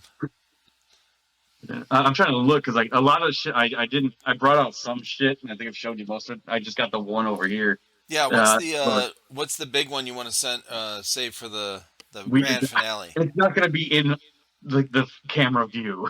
I'm gonna have to like pan it through. What? It's a Barrett 50 cal. No. Alphonse was asking about these, and I messaged him, but I didn't hear back from him. I'm nobody, but I now am the proud owner of a Fuller Star jacked MG42. Whoa, Dude! it is just a big like I'm 6 foot even. This is up to my chest. Right. It's got drum mag. I think it holds like 2,500 BBs, and like I said, HPA. So it's just the bullet hose. Bipod thing looks badass. Hold it up. This has been my dream gun ever since I was a little kid. Like I absolutely loved it. I've always wanted to shoot one in real life. I've yet to realistically live out that dream, but maybe one day. So when did you get this? This has been probably 3 months of putting together to get it, because the MG42s weren't in stock for the longest time, and I really wanted the G&G one because the finish on it is gorgeous. If I thought about it, it's $2,000 for just the AEG. What? And then I'm like, I want to use this. I want to beat the shit out of it and run it. I don't want to just have a wall hanger. Right. So Airsoft GI popped up in my news feed showing they had these, and I was like, it's only $600. I'm like, what? I can afford it. So I put an order in. I got it, and as I was playing with it in my garage shooting it, I didn't like AG. Don't like the sound of it. Right. Didn't shoot the way I wanted. I just didn't like it. So I started looking around. I contacted Polar Star, and they built me a nozzle, because you have to have them make you a nozzle. You can't just use a nozzle from the gun, from the Polar Star. You have to have a custom made. And about 3 weeks later, I had the nozzle. I called up Mir Tactical and said, "Hey, I know you'll do LMGs. I got something I don't think you've ever worked on before." And they're like, "What is it?" And I go, "An MG42." And they got all excited. So I had them order me a 249 Polar Star jack. I gave them the custom-made nozzle from Polar Star that I had to talk to them about. Brought them the gun, and it said, "Only thing I really want you to do is make this thing as realistic as possible, because the real fire rate is 25 rounds per second for a real MG42. Yeah. I have some feeding issues, so I can get about 22 rounds per second, which is fine. This thing is you just dump BBs at that point. Oh my God. So this is my big. This is debuted at the Mears Red Dawn in Crete at the Badlands paintball park. That's where the first one. That is the shit, bro. Because So I have Is Mir Tactical close to you? Like you can just drive over there and take him the uh, gun, or did you have to ship it? hour and 15 minutes. Huh? It's an hour and 15 minute drive. Oh, okay. So it's worth It's driving over there. yeah. Yeah. Like I said, people have got can say what they want about that place because like he'd be cool too to have Alex on. He's like the face of Mere Tactical, Okay. real goofy guy, but some people like him, some people don't. He's got one of those attitudes where he's just like he's out there, he's wild, he's just I haven't fucking. heard anything negative or positive about Mir If you go Tactical. on So the shadow realm of Reddit, you'll type in Mere Tactical. Some people have bad things to say. I can say their new round of text that they got working for them, fucking, I can't praise them enough. Everything they've done that I've really, seen them make is fucking phenomenal. Like I said, you don't need to pay something a lot of money, but it's worth it. That's what it is. Like if you want to tech work and you don't want to do it yourself, it's worth everything. Like no I shit, think all dude. That's said so rare. Apparently. all said and done, I think I'm only into this $1,200 Gotcha. with everything. I have a second box mag and stuff for it, and like I had them permanently pin the charging handle because it was real flimsy. Like the Oh, G&G one actually is operational. This yeah. one is just there, and if you pull too hard, it fell off. So I had them like pin it in place. I didn't care about the barrel or the hop up or anything because it's an LMG. It's accuracy through volume. I'm Exactly. not Yeah. sniping people with this thing. There's no single shot. It's full auto. Well, they're supposed to be. You know, the I don't know if you know this, but the original Brownings, the BARs, the Browning automatic rifles, the original machine gun they made was too accurate, No shit. shot for shot. Yeah. So the original iteration of it, if you look up the history of it, it was, and I learned this back when I was in the military, but he had to modify it to make it less accurate shot for shot, so it would get a wider spread because that's what machine guns are for. But yeah, the original one he made was actually too good. you know? No. Shit. Yeah, Yeah, I it's didn't. wild. I like those guns. I've seen them in person in real life, and they're fucking beautiful. But price tag expensive. Oh, for sure. But yeah, Uh, that's what you want. A machine gun when you're laying, because machine gun you're supposed to be laying down cover fire, yeah, you're a mostly. support gunner. You're not going to be the kicking doors guy. You're going to be one Right. fucking heads so your team can maneuver around. Yes, exactly. Yep. Like I've got two 4.9s. I've got a PKM. I mean, there's a ton of shit. Like I one time made a list. Like if you look on my Instagram, there's an old photo of my collection, and that was at about 40 guns, and I'm probably double that now. Like I've got Oh, shit. Jesus. Like maybe I'll come back on one Hey, day, lucky, we're and gonna have an intervention for you. It's okay. Right. once I move and I got my full setup and I got everything looking like a store behind me, maybe I can come Yeah, on, dude. show it off a little bit more, show more shit. Because right now, Oh it's man, that's awesome. like I'm staring at. I got a master key, the underbarrel shotgun. I got I got some kind of MP5 thing over there. Like I don't even know what I have half the time. To be honest. Oh There's my a God. gas blowback ACR back there. Like Yeah. there's just tons of You know MP. who else? Speaking of that, like so many people are, have ended up like when I'm talking with them, same thing that happens. While I'm talking with them, they're like, I only see a couple things kind of sitting in their background or maybe nothing. And then they start talking about it like, oh yeah, I got this right here. Like they prep before they've got all this stuff laying around. Airsoft Samurai did the same thing. He's got this That'd be cool setup cool. behind I him, don't know how he runs around with all that shit on him. bro. I built like for a PKM. I built like a heavy gunner. I had like the shoulder pads, the neck brace, the full Oh bed. Like it shit. looked like a mini juggernaut. Yeah. I went about 15 minutes, and when I walked up a hill, I was like, "Fuck this! Fuck this! Fuck this!" Like, I'm leaving a trail behind me. I was like, "I'll get it later." I'm like, "Fuck that Oh, shit!" that's funny. Like it was so hot. I was like, "Done. Don't even care." Like For Alton, real. like just it wasn't Oh, happening. yeah. Yeah, he rocks that shit, bro. He's in really good shape. Yeah, For sure.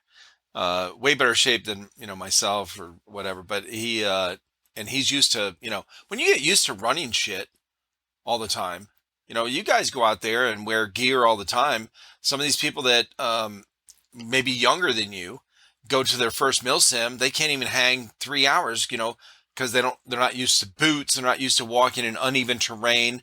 When you grow up, these teenagers, if they grow up in a kind of an urban environment, right, or close to one, or suburban, and most of their work is like that. Think about where somebody walks throughout the day. If they work a job in an office, they go from their house down some stairs, up some stairs, whatever. Everything is nice and level and flat. Okay, you can see with your eyes everything. That your terrain. You see the concrete, you see the sidewalk, you see the pavement. You don't have to really think about that. Your feet don't have to do any kind of maneuvering and adjusting. All that kind of stuff. You just walk, and everything's flat and nice. You walk down the sidewalk, you walk into the building, you walk up a couple stairs or into the elevator, you go to your office or cubicle or whatever.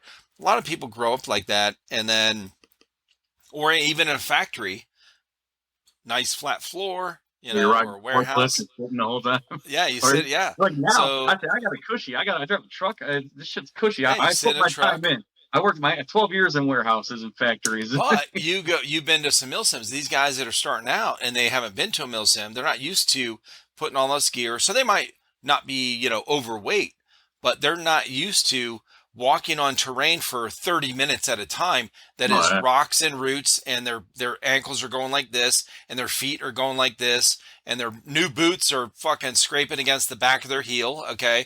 And they got a blister in 15 minutes that they have to deal with. So this shit is like, some of these guys that are older, like yourself, you've been playing mill sims for a while. You can hang all day, right? You For get 2 days in a smart too. row. Your eyes are the number one. Spend money on your eye protection. Number two, your fucking boots. I wear Uh, $300 Solomons because I want comfortable fucking boots. Running through the right. fucking woods and dirt and mud and over fucking hills and gravel and shit.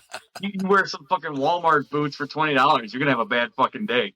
All day, bro. You'd be hurting. Like, Yeah. but we're making jokes. Like me and the other dude on our team, we're both 39. We were making jokes lately, and I go, I got the money for it. I think I'm gonna buy us a shitty SUV and make us a technical. Because like I said, Shit. we go to a lot of the bigger mills and stuff where they allow Yeah. vehicles.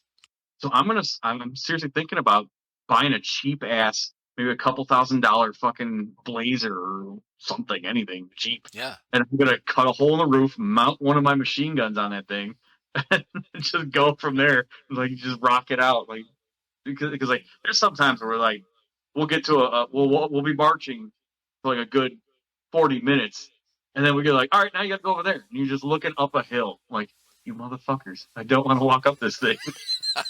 So I'm literally thinking about building a fucking like tally truck, just a little fucking something with a machine gun on it, and just drive around. I'll just drive people around. Like as I said, No shit. where you can't really walk and stuff. At GTI, I don't know if they allow fucking vehicles down there They for the do. mill sims, Yeah. but if you like if you build a little stupid, even like a razor, like one of the little fucking off-road Can-Am things or That's something, what my boys have talked about. Yeah. get one, slap one of the fucking machine guns on it, and go to fucking town. Well, the first mill sim I went to, I had a hard time, man. I did great the first day, but I was really, really struggling.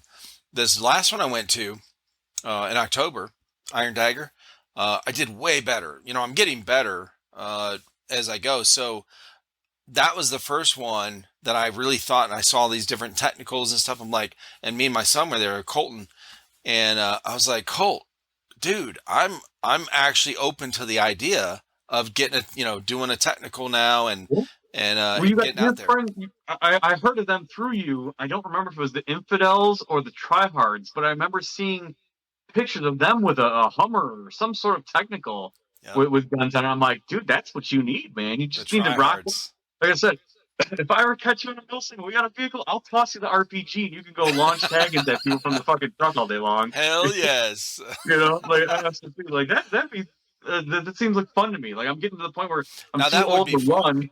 I'm too Yeah, old to run, so I'll just drive around 10 miles an hour. I can putt around. Somebody shot that me would with, be oh, fun. I'm dead. Somebody repair my truck. I'll tell you what, man, that's not a bad idea. I really would not mind. I would actually have fun shooting a grenade launcher, like a Yeah. tag-in style launchable grenade in a mill But sim. I would I definitely have really fun doing that. I really want to go out west. Like I'm dying to play at Victorville or Pelias. Yeah, Was it? Well, I forgot the New Mexico field. Playas or yeah, Yeah, Playas, like Playas. Yeah. I want to go to Copperhead so bad, and I really want to do one of the insurgency games. I want to play one of the either militia or the civilians. I think that's what lines up best with like my play style is just chaos. Just have fun. Just whatever, you're not a dickhead about it or anything, but you just get Yeah. to fucking role play as some fucking horrible accent foreigner trying to, like I love that shit. Like that is like, hey, I when I must was break younger, you.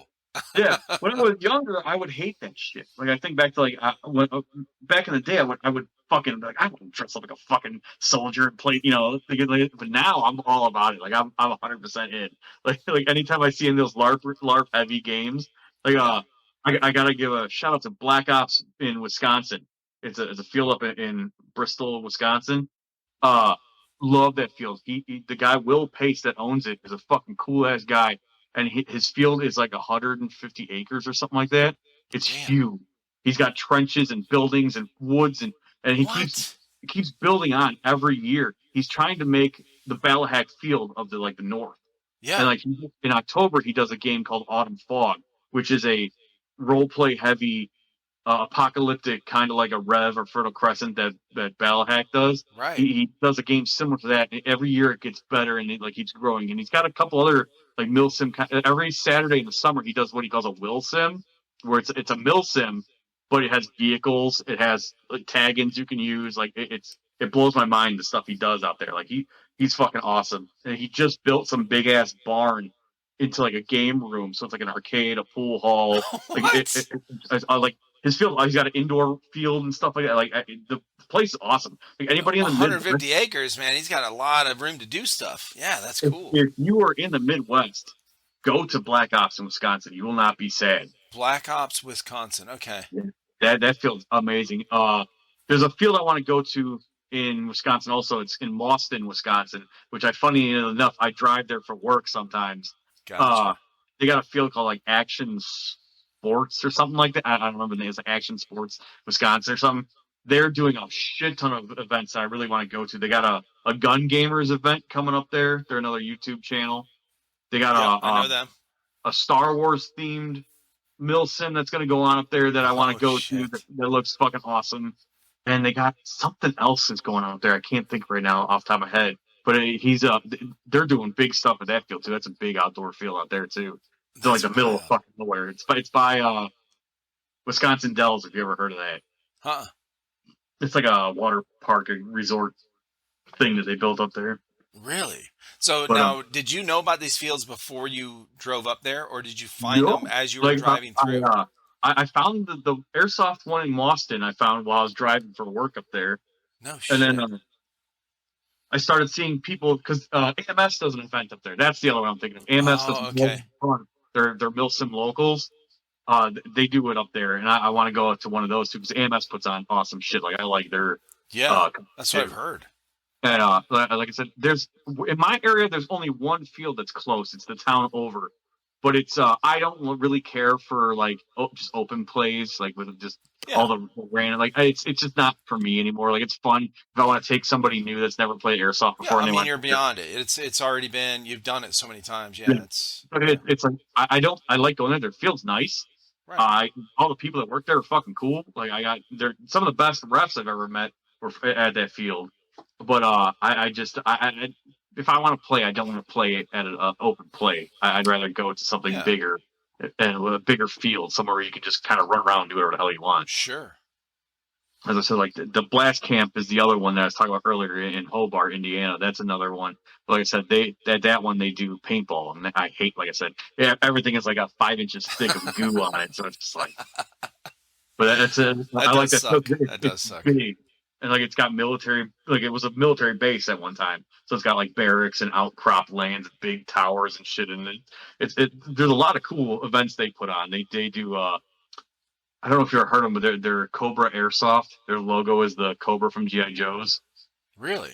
No, I They do. don't think I've heard of him. I know their leader or whatever he is. He does a lot of stuff with Milsim West now. He was at one of their insurgency. He was like the president of whatever land that they had. And like they do like crazy shit like that. But at the Really? field in Indiana, they run a lot of games. Like they have a zombie event. They have a GI Joes versus Cobras event.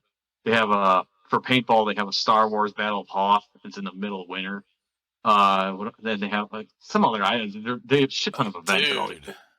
Yeah, there's some cool shit coming out. Like our list for games that we want to attend that we're talking with my teammates and everything. We're trying Yeah. to figure out. It's just probably 30 some events all down the list. We're trying to pick and choose what we want to do because we want to go to like some of it. We're thinking about going to Sheboygan, Wisconsin, because they have a game inside of a abandoned hospital, like a mental hospital. Oh my God. I've seen Alphonse did a couple videos there. Uh, in Iowa, there's a abandoned high school that Oh we my. want to play Yeah, at. yeah.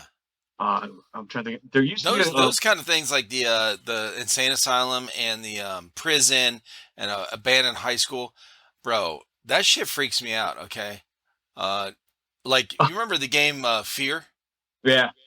bro? That shit, like See, scary. I can I watch don't believe scary movies all day, that doesn't but scary bother me. games just fuck with me, bro. I can't do it. I can't do it. Me and my wife would go back because she believes in ghosts and all that supernatural shit. My wife does too. Yeah, she I'm just can't watch a scary movie. She has nightmares, bro. like Yeah. she won't turn off lights and shit. And I gotta have to like go to bed when she goes to bed because otherwise she's gonna be afraid. But Oh, yeah, that's like awesome. I don't mind going to those haunted places because I don't know. Like supposedly the place in Kankakee, the factory is haunted. It's a haunted. Yeah. That's how Mirror advertises the haunted factory. And I'm just like, You know what's weird? I don't mind. Like, I could go to that place and walk through with it when it's dark and creepy if I'm there in person. But playing a game, I don't know what it is about playing a game. Maybe it's because I'm really connected to my character, I guess. you tunnel And the vision. bro, tunnel vision, and I can't swing around and look as fast as I can turn my head in real life, kind of thing. Look over my shoulder. So and then of course they purposely put those sounds in the background and stuff. I remember when Dead Island, the game Dead Island came out, a zombie game, Yeah. and I think it was I can't remember who developed that game. Something Quicksilver maybe.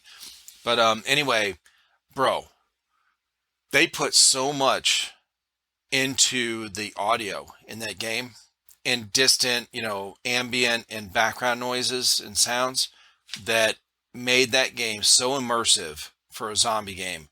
It was awesome. It was one of the best experiences I had since like Resident Evils that I played on PC when they came out. You ever And playing the Dead Space games? Dead Space is fucking awesome. Dude, I wear a headset like what you're wearing Oh, kind of because like I didn't like to freaky. wake up. I didn't like to wake up even like when I lived with my parents or like my wife. I don't want to wake anybody up, so I always wear the headset. Yeah, So I never played a Dead Space game before. The guy that works at Dead Space 2 was awesome, so I yeah. bought it and I'm sitting there playing it, and I've never screamed like a little girl in my life. That's Like, awesome. what's expecting? I don't really play horror games or anything. I usually, if I play a game, it's usually some kind of Battlefield or something, some kind of shooter Right. game. So the guy at work told me, oh, it's like you're stuck on an alien spaceship and you got these guns. It's cool. You can cut things in half and blah blah blah. And I'm Uh-huh. like, that sounds kind of cool. I got an extra bucks. I could go buy that. And like I shit myself playing that fucking game. And there's one part where you got to take a needle and stick it in your fucking eye, and it's like Bro. I couldn't like I kept like switching. I'm like, just Kept watching. I looking was away. like, Yes. I'll be like fucked up. There's all kinds of shit went wrong, and I was like, oh, I can't do this. We The started a. Oh, go ahead. I was in the VR shit. Forget that. My kid has one of those Oculuses or Oh whatever the fuck shit. it is. Right. He's kind of like I get motion sick in that shit. Like I can't do it, man. I don't know what it is. I just get violently ill playing any of that shit. No, I And he's haven't told been me on it for very long. I tried it for maybe like 2 or 3 minutes when that's when about as long as I can last too. And then I'm just yeah, like, Chris got one a couple years ago, and when he still lived here, and he was in his room, and he's like, "Hey, check this out." Him and I were playing in Coltrane. It was on the channel. We were all playing No Man's Sky together at the time, and he got it for VR, or he got VR or whatever. He put it on there, and so I could see when I would walk in there, I could see it on his computer screen what he was seeing, and his hands coming up. He had the little connector things for his hands and all that shit, and I was like, whoa, that's cool. He's like, here, try it out. I was like, man, I don't know. This is, a couple years ago, I was still kind of unstable on my feet, balance wise. So I put it on. His room's cleared out. So he cleared it all out so he wouldn't hit anything. and I put it on. It was fucking amazing, bro. But I had to hold on to his arm. I couldn't do it by Yeah. myself. It It like was throws really, off really my difficult to get fucking like used to. equilibrium or something. Like I just came Yes. and like I remember I swung at something, I punched the desk in front of me, and I was like fucking staring at the kid. I'm like, you play this shit. It ain't for me. I don't like this shit. It makes me sick. I Time want to I get took it. used to it though. I really want to because it really is. I still like playing games, but I would love to be in the game, with that kind of shit. Yeah. We're getting close to where it's getting cool, but I think we're still a few years away from where Oh yeah, virtual for reality sure. really takes off. 'Cause Well, it's the cool. bad thing too is games aren't really innovative anymore. No, Call of Duty is probably the most popular game on the planet. I don't know. I It used to seems like love it. Call of Duty, like Modern Warfare 2019 when it It's came out. so bland. But I lived on it. I liked the online, like the unlocking of shit. Like it was like an addiction to me. Right. But I have the newest one, the Modern Warfare 2 whatever the Yeah. fuck it is, and I didn't even finish the story. I was like, I don't give a Uh, fuck. I'm like, I got and the better things to do. multiplayer is just, they never fix the quick scope thing, and it's the glitching, and because they kept it in there on purpose after the first couple years that came out. I was working at GameStop when those things, and they were, people were bitching about it and how unrealistic it was, with the snipers and the was unbalanced or whatever. I was just gonna And say that's been my biggest pet peeve with video games, and it transferred into the first year of me playing Airsoft again. It's because I came from a real gun world. yeah, So like when I play Call of Duty or something, and I have like a 5.56 or 7.62, and somebody shoots me with a fucking 9 millimeter from a mile away. I'm like, no, fuck you. That doesn't happen. That's not real at all. Fuck you. Like I get all pissed. Just like with the oh airsoft yeah, shit, like it took me the longest time to realize that the BBs wave. You just yeah, hop up and they go down and they come back. It took me the longest time to figure that shit out because I would shoot at people and I'm like, how the fuck am I not hitting this guy? Like, I'm yeah. in my head, I'm thinking real gun, shoot straight line. And I'm like, oh wait, no, we got eight. All right, there we go. I start arching my shot and then we start doing it. I'm like, oh, okay. That was a real hard thing for me to concept at first because I just I'm was my sure. mentality was real gun. And it's like Yeah. I never thought about it. Then after I put two and two together, because I think my problem was most people same thing. I took it too serious when I started. Like I used Right. to like I killed this many guys. I only died this many times. How many did Oh, you? okay. Like I took it real serious. Yeah. And then after a while, I just realized I'm being a fucking dickhead. And I'm like, that's uncalled for. So I just stopped, and that's when I started becoming goofy and just having fun and just doing dumbass shit. Like, yeah, it's probably gonna get me killed, but it's gonna be fun doing it. I'll go out in a blaze of glory. So I just do the dumbest shit. Now, like I said, run around with my stovepipe on my back here. I Right. don't Yeah. I mean, care. that's probably a really common story though that a lot of people could relate with what you just said. When they start out, they're like that, and then and they realize, you know what, like, because it's the same thing with video games. When you start playing a video game and you get into it and you're like, hey, I want to be better, but there is a balance, right? There's like a when you realize sometimes we're so tunnel visioned into um, I want to get this gear, I want to get better, I want to do this, uh, and then after you do that for like 3 or 4 days at a time, you go, wait, why do I feel like this when I'm playing this game? Oh, I'm actually not having fun anymore. The game didn't change, right? We changed in our mind. We made it like work. So now I'm working towards this thing, but it's not fun anymore. It's just work, I and always say we I have lose a that touch of fun autism. factor. I'm a perfectionist. Like anything, so I'm not a welder anymore. I used to like weld, and it would be a great weld, but I think it would look like shit. So I just like Mm, scrap it and grind it all off and redo it until I finally either had to restart all over again or I came up with something I was happy with. Because I can't like I said, I just am a perfectionist. Like if I play a video game, I have to be fucking good at it. Like if I suck, I won't play it. are you a Like, completionist? Do you like yeah, doing the so? there's achievements or trophies I Yeah, will. yeah. If I just there's like understood. if you got a, I think it's, what is it, Far Cry 6, or some of the Far Cry games in the last couple years, they have a bunch of different things you can find in the game. So, little, onks over here, and, trophies over here and that kind of thing.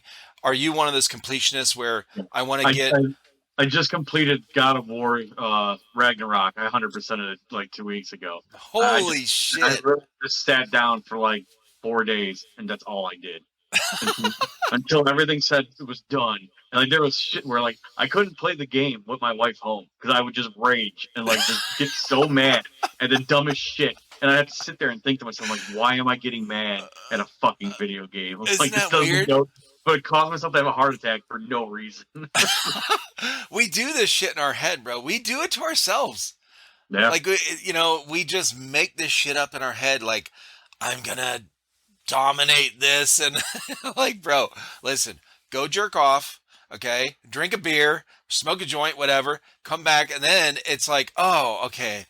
I'm relaxed. I can do, I cannot have to worry about the OCD shit anymore. Yeah, 'cause, like, even like I said, to talk and take it into airsoft, there's times where I'd be like, I want that building. I'm gonna go Yeah. take that building. I can clear that building. Like in my head, I'm a badass, but in real life, I'm just some fat guy that sits on a couch. So I'm like trying to like kick in a door and light everybody up, and then some random person catches me off guard. So I said, it doesn't matter how cool your gear is, what kind of gun you run. There could be a rental around that corner that's just waiting for somebody to cross that doorway, and he'll take you out. It doesn't matter how good you think you are or what you're using. Yeah.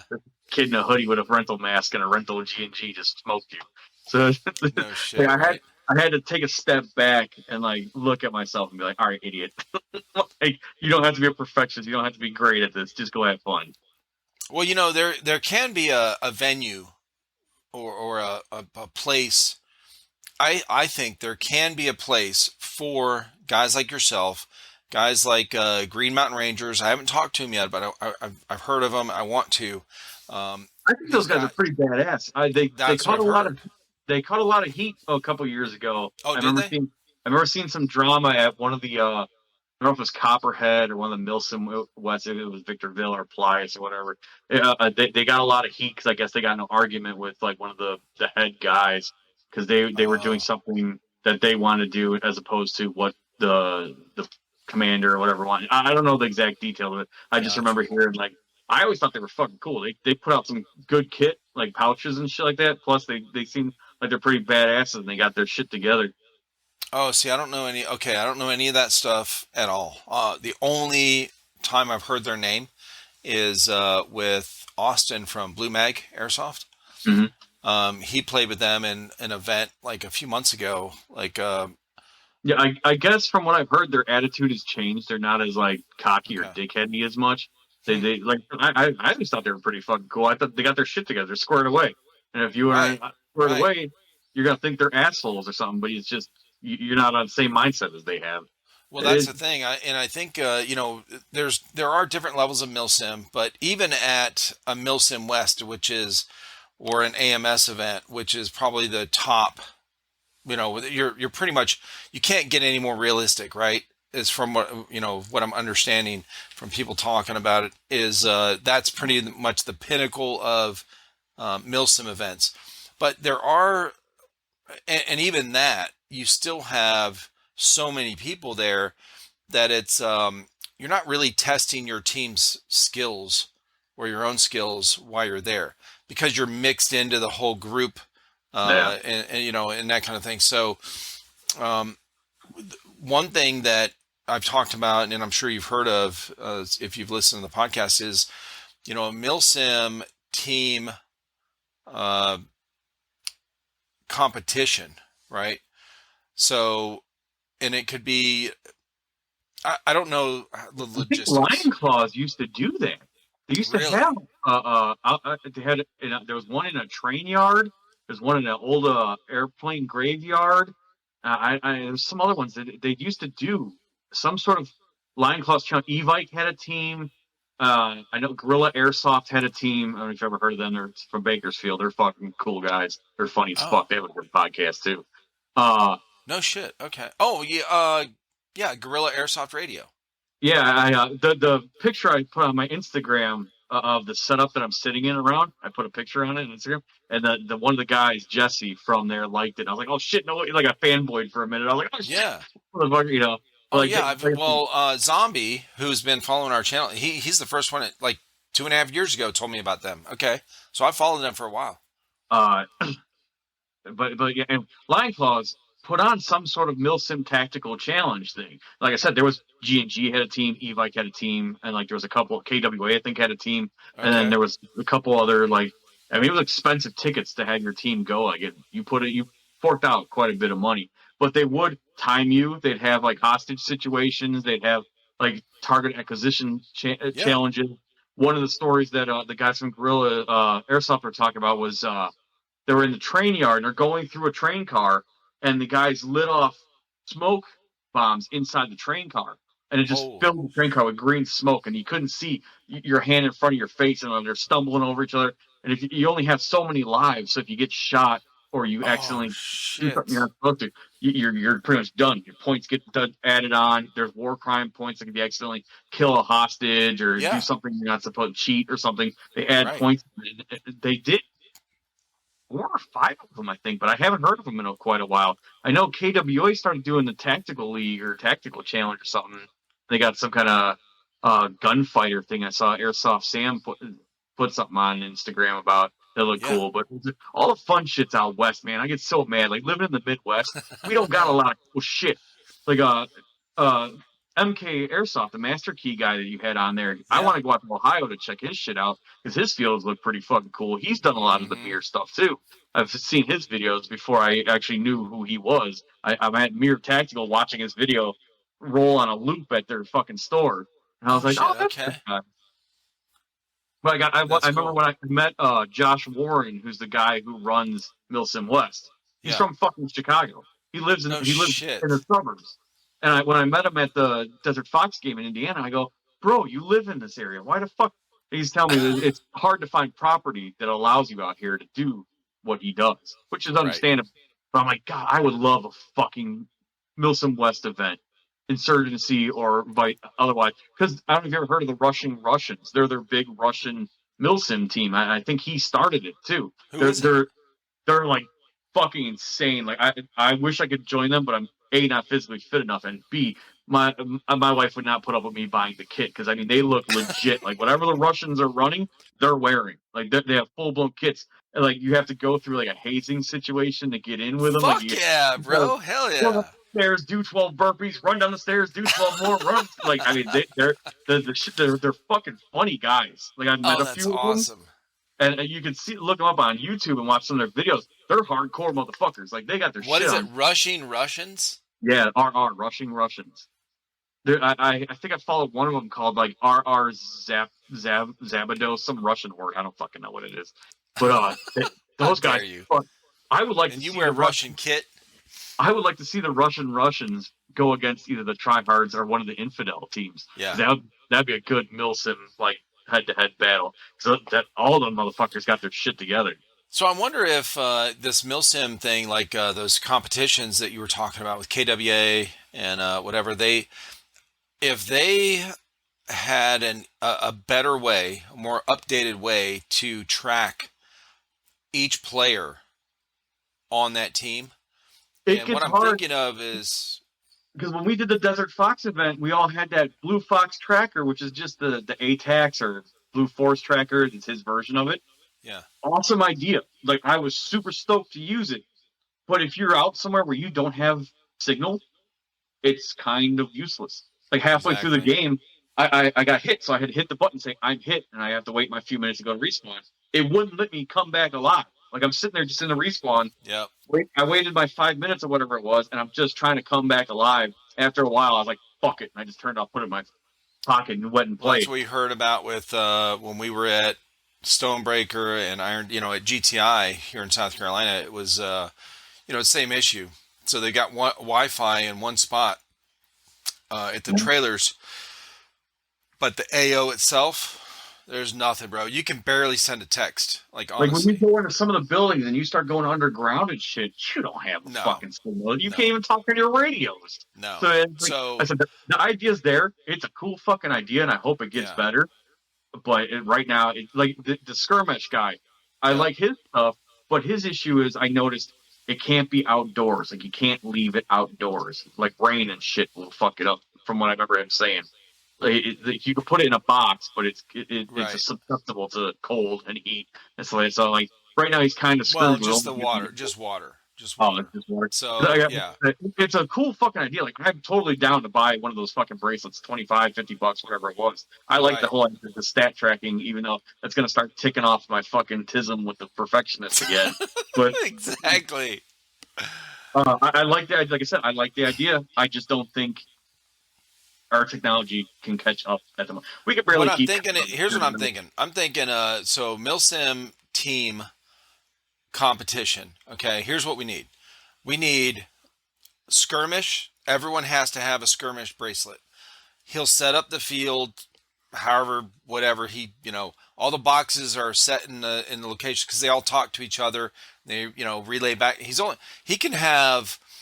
I think they can go up to a mile, almost a mile apart, No and they shit. still talk to each other without Wi-Fi. Okay, Yeah. uh, so they can put multiple boxes out there, and then one can be close to the Wi-Fi or whatever it does to relay all the shit. But it's always connected, and then everyone has to have that, and that way you won't see it in real time where they're like their location.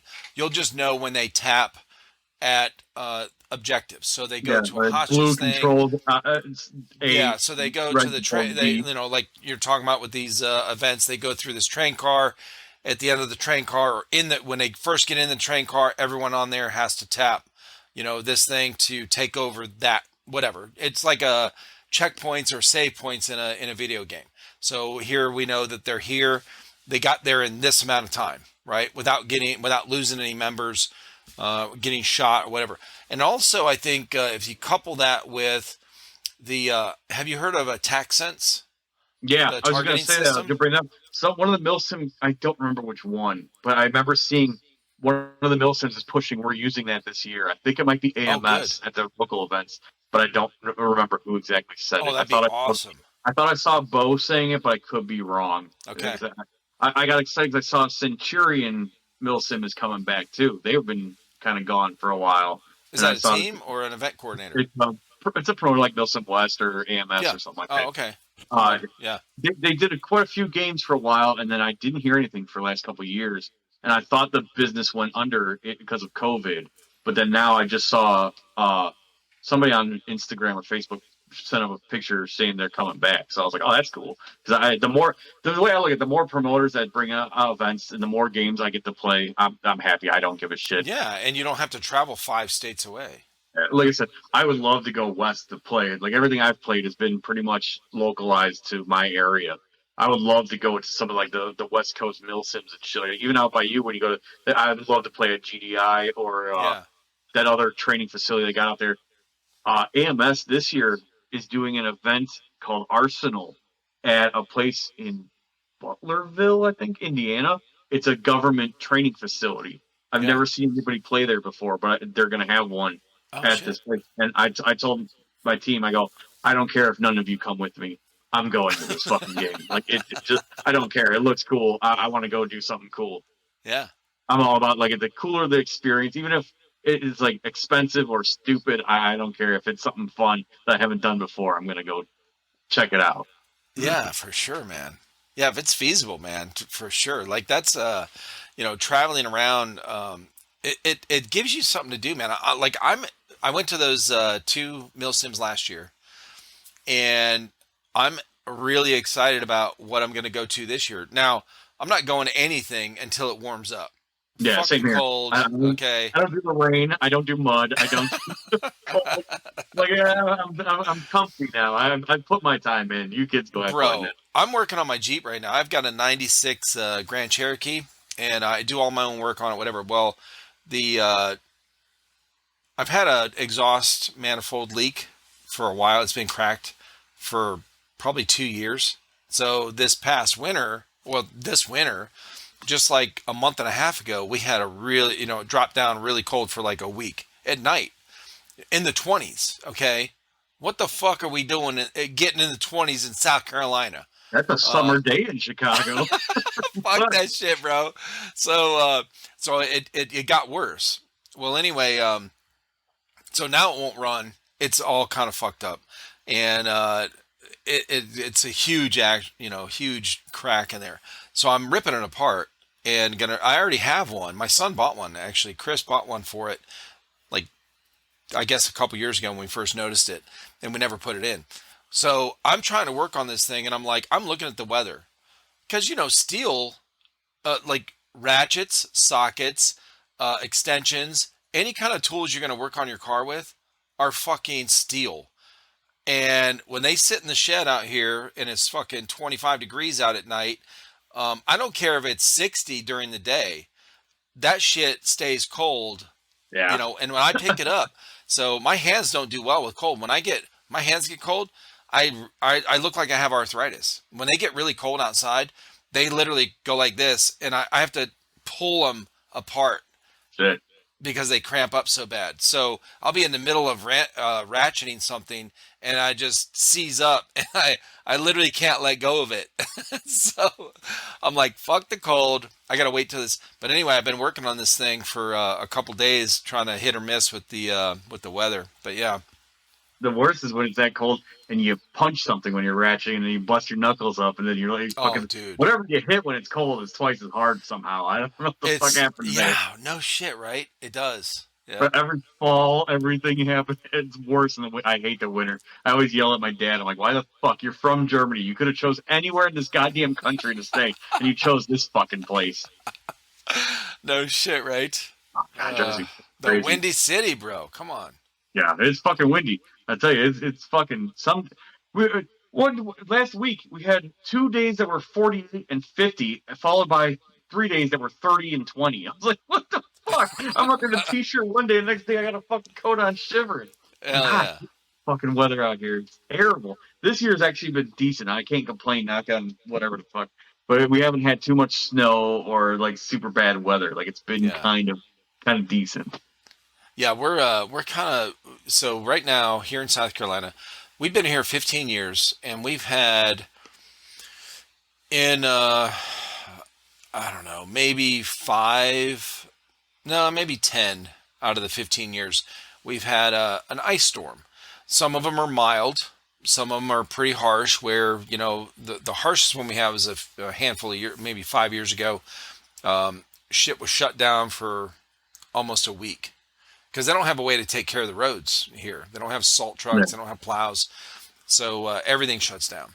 And so it's kind of cool, when our kids were younger. And maybe this is 10 years ago when one of the big ones happened.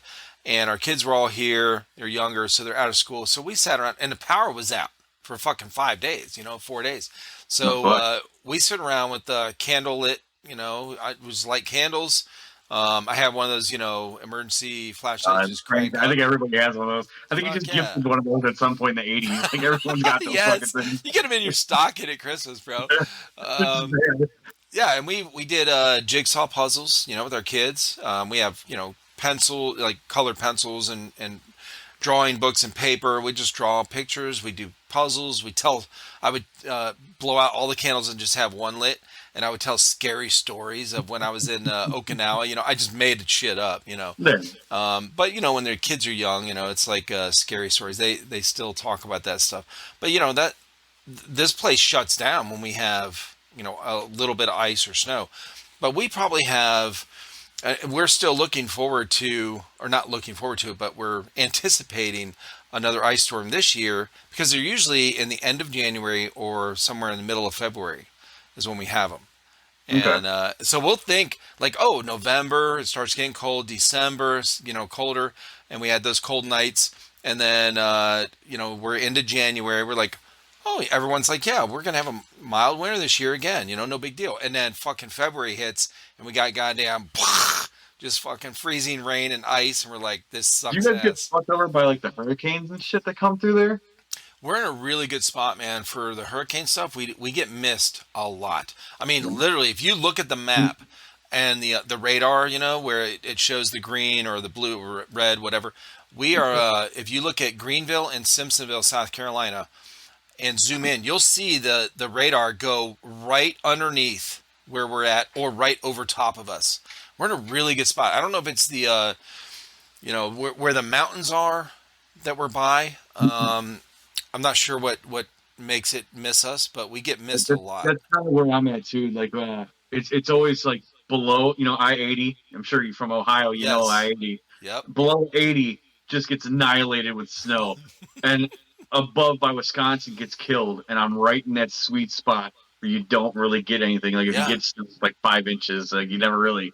It's Everyone so else is getting wild. murdered by it, and I just get this nice small Yeah. dust. I'm like, hey, if I ain't got to bust with a snow blower and a parka, I'm happy. Well, when we have really big rainstorms, it'll downpour here at our house, and my in-laws lives literally 6 miles away. Okay, and so 6 miles away, and we'll be on the phone with them, and it's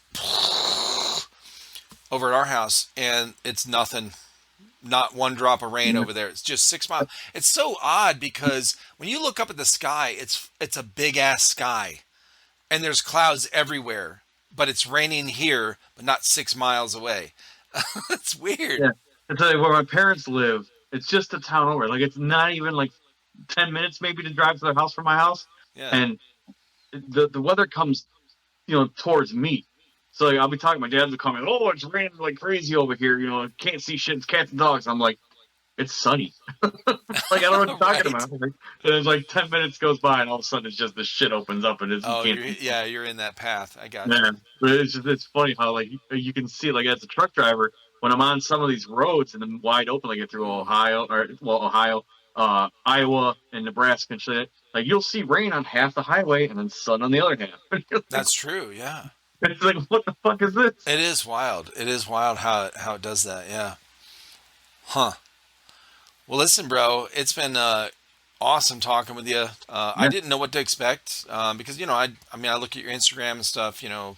I don't Find really, out some like I said, stuff. I don't really do social media. Like all Yeah. those pictures, there's probably like the last picture was from 2014, and then I just recently started putting airsoft and stuff on there because like, Right.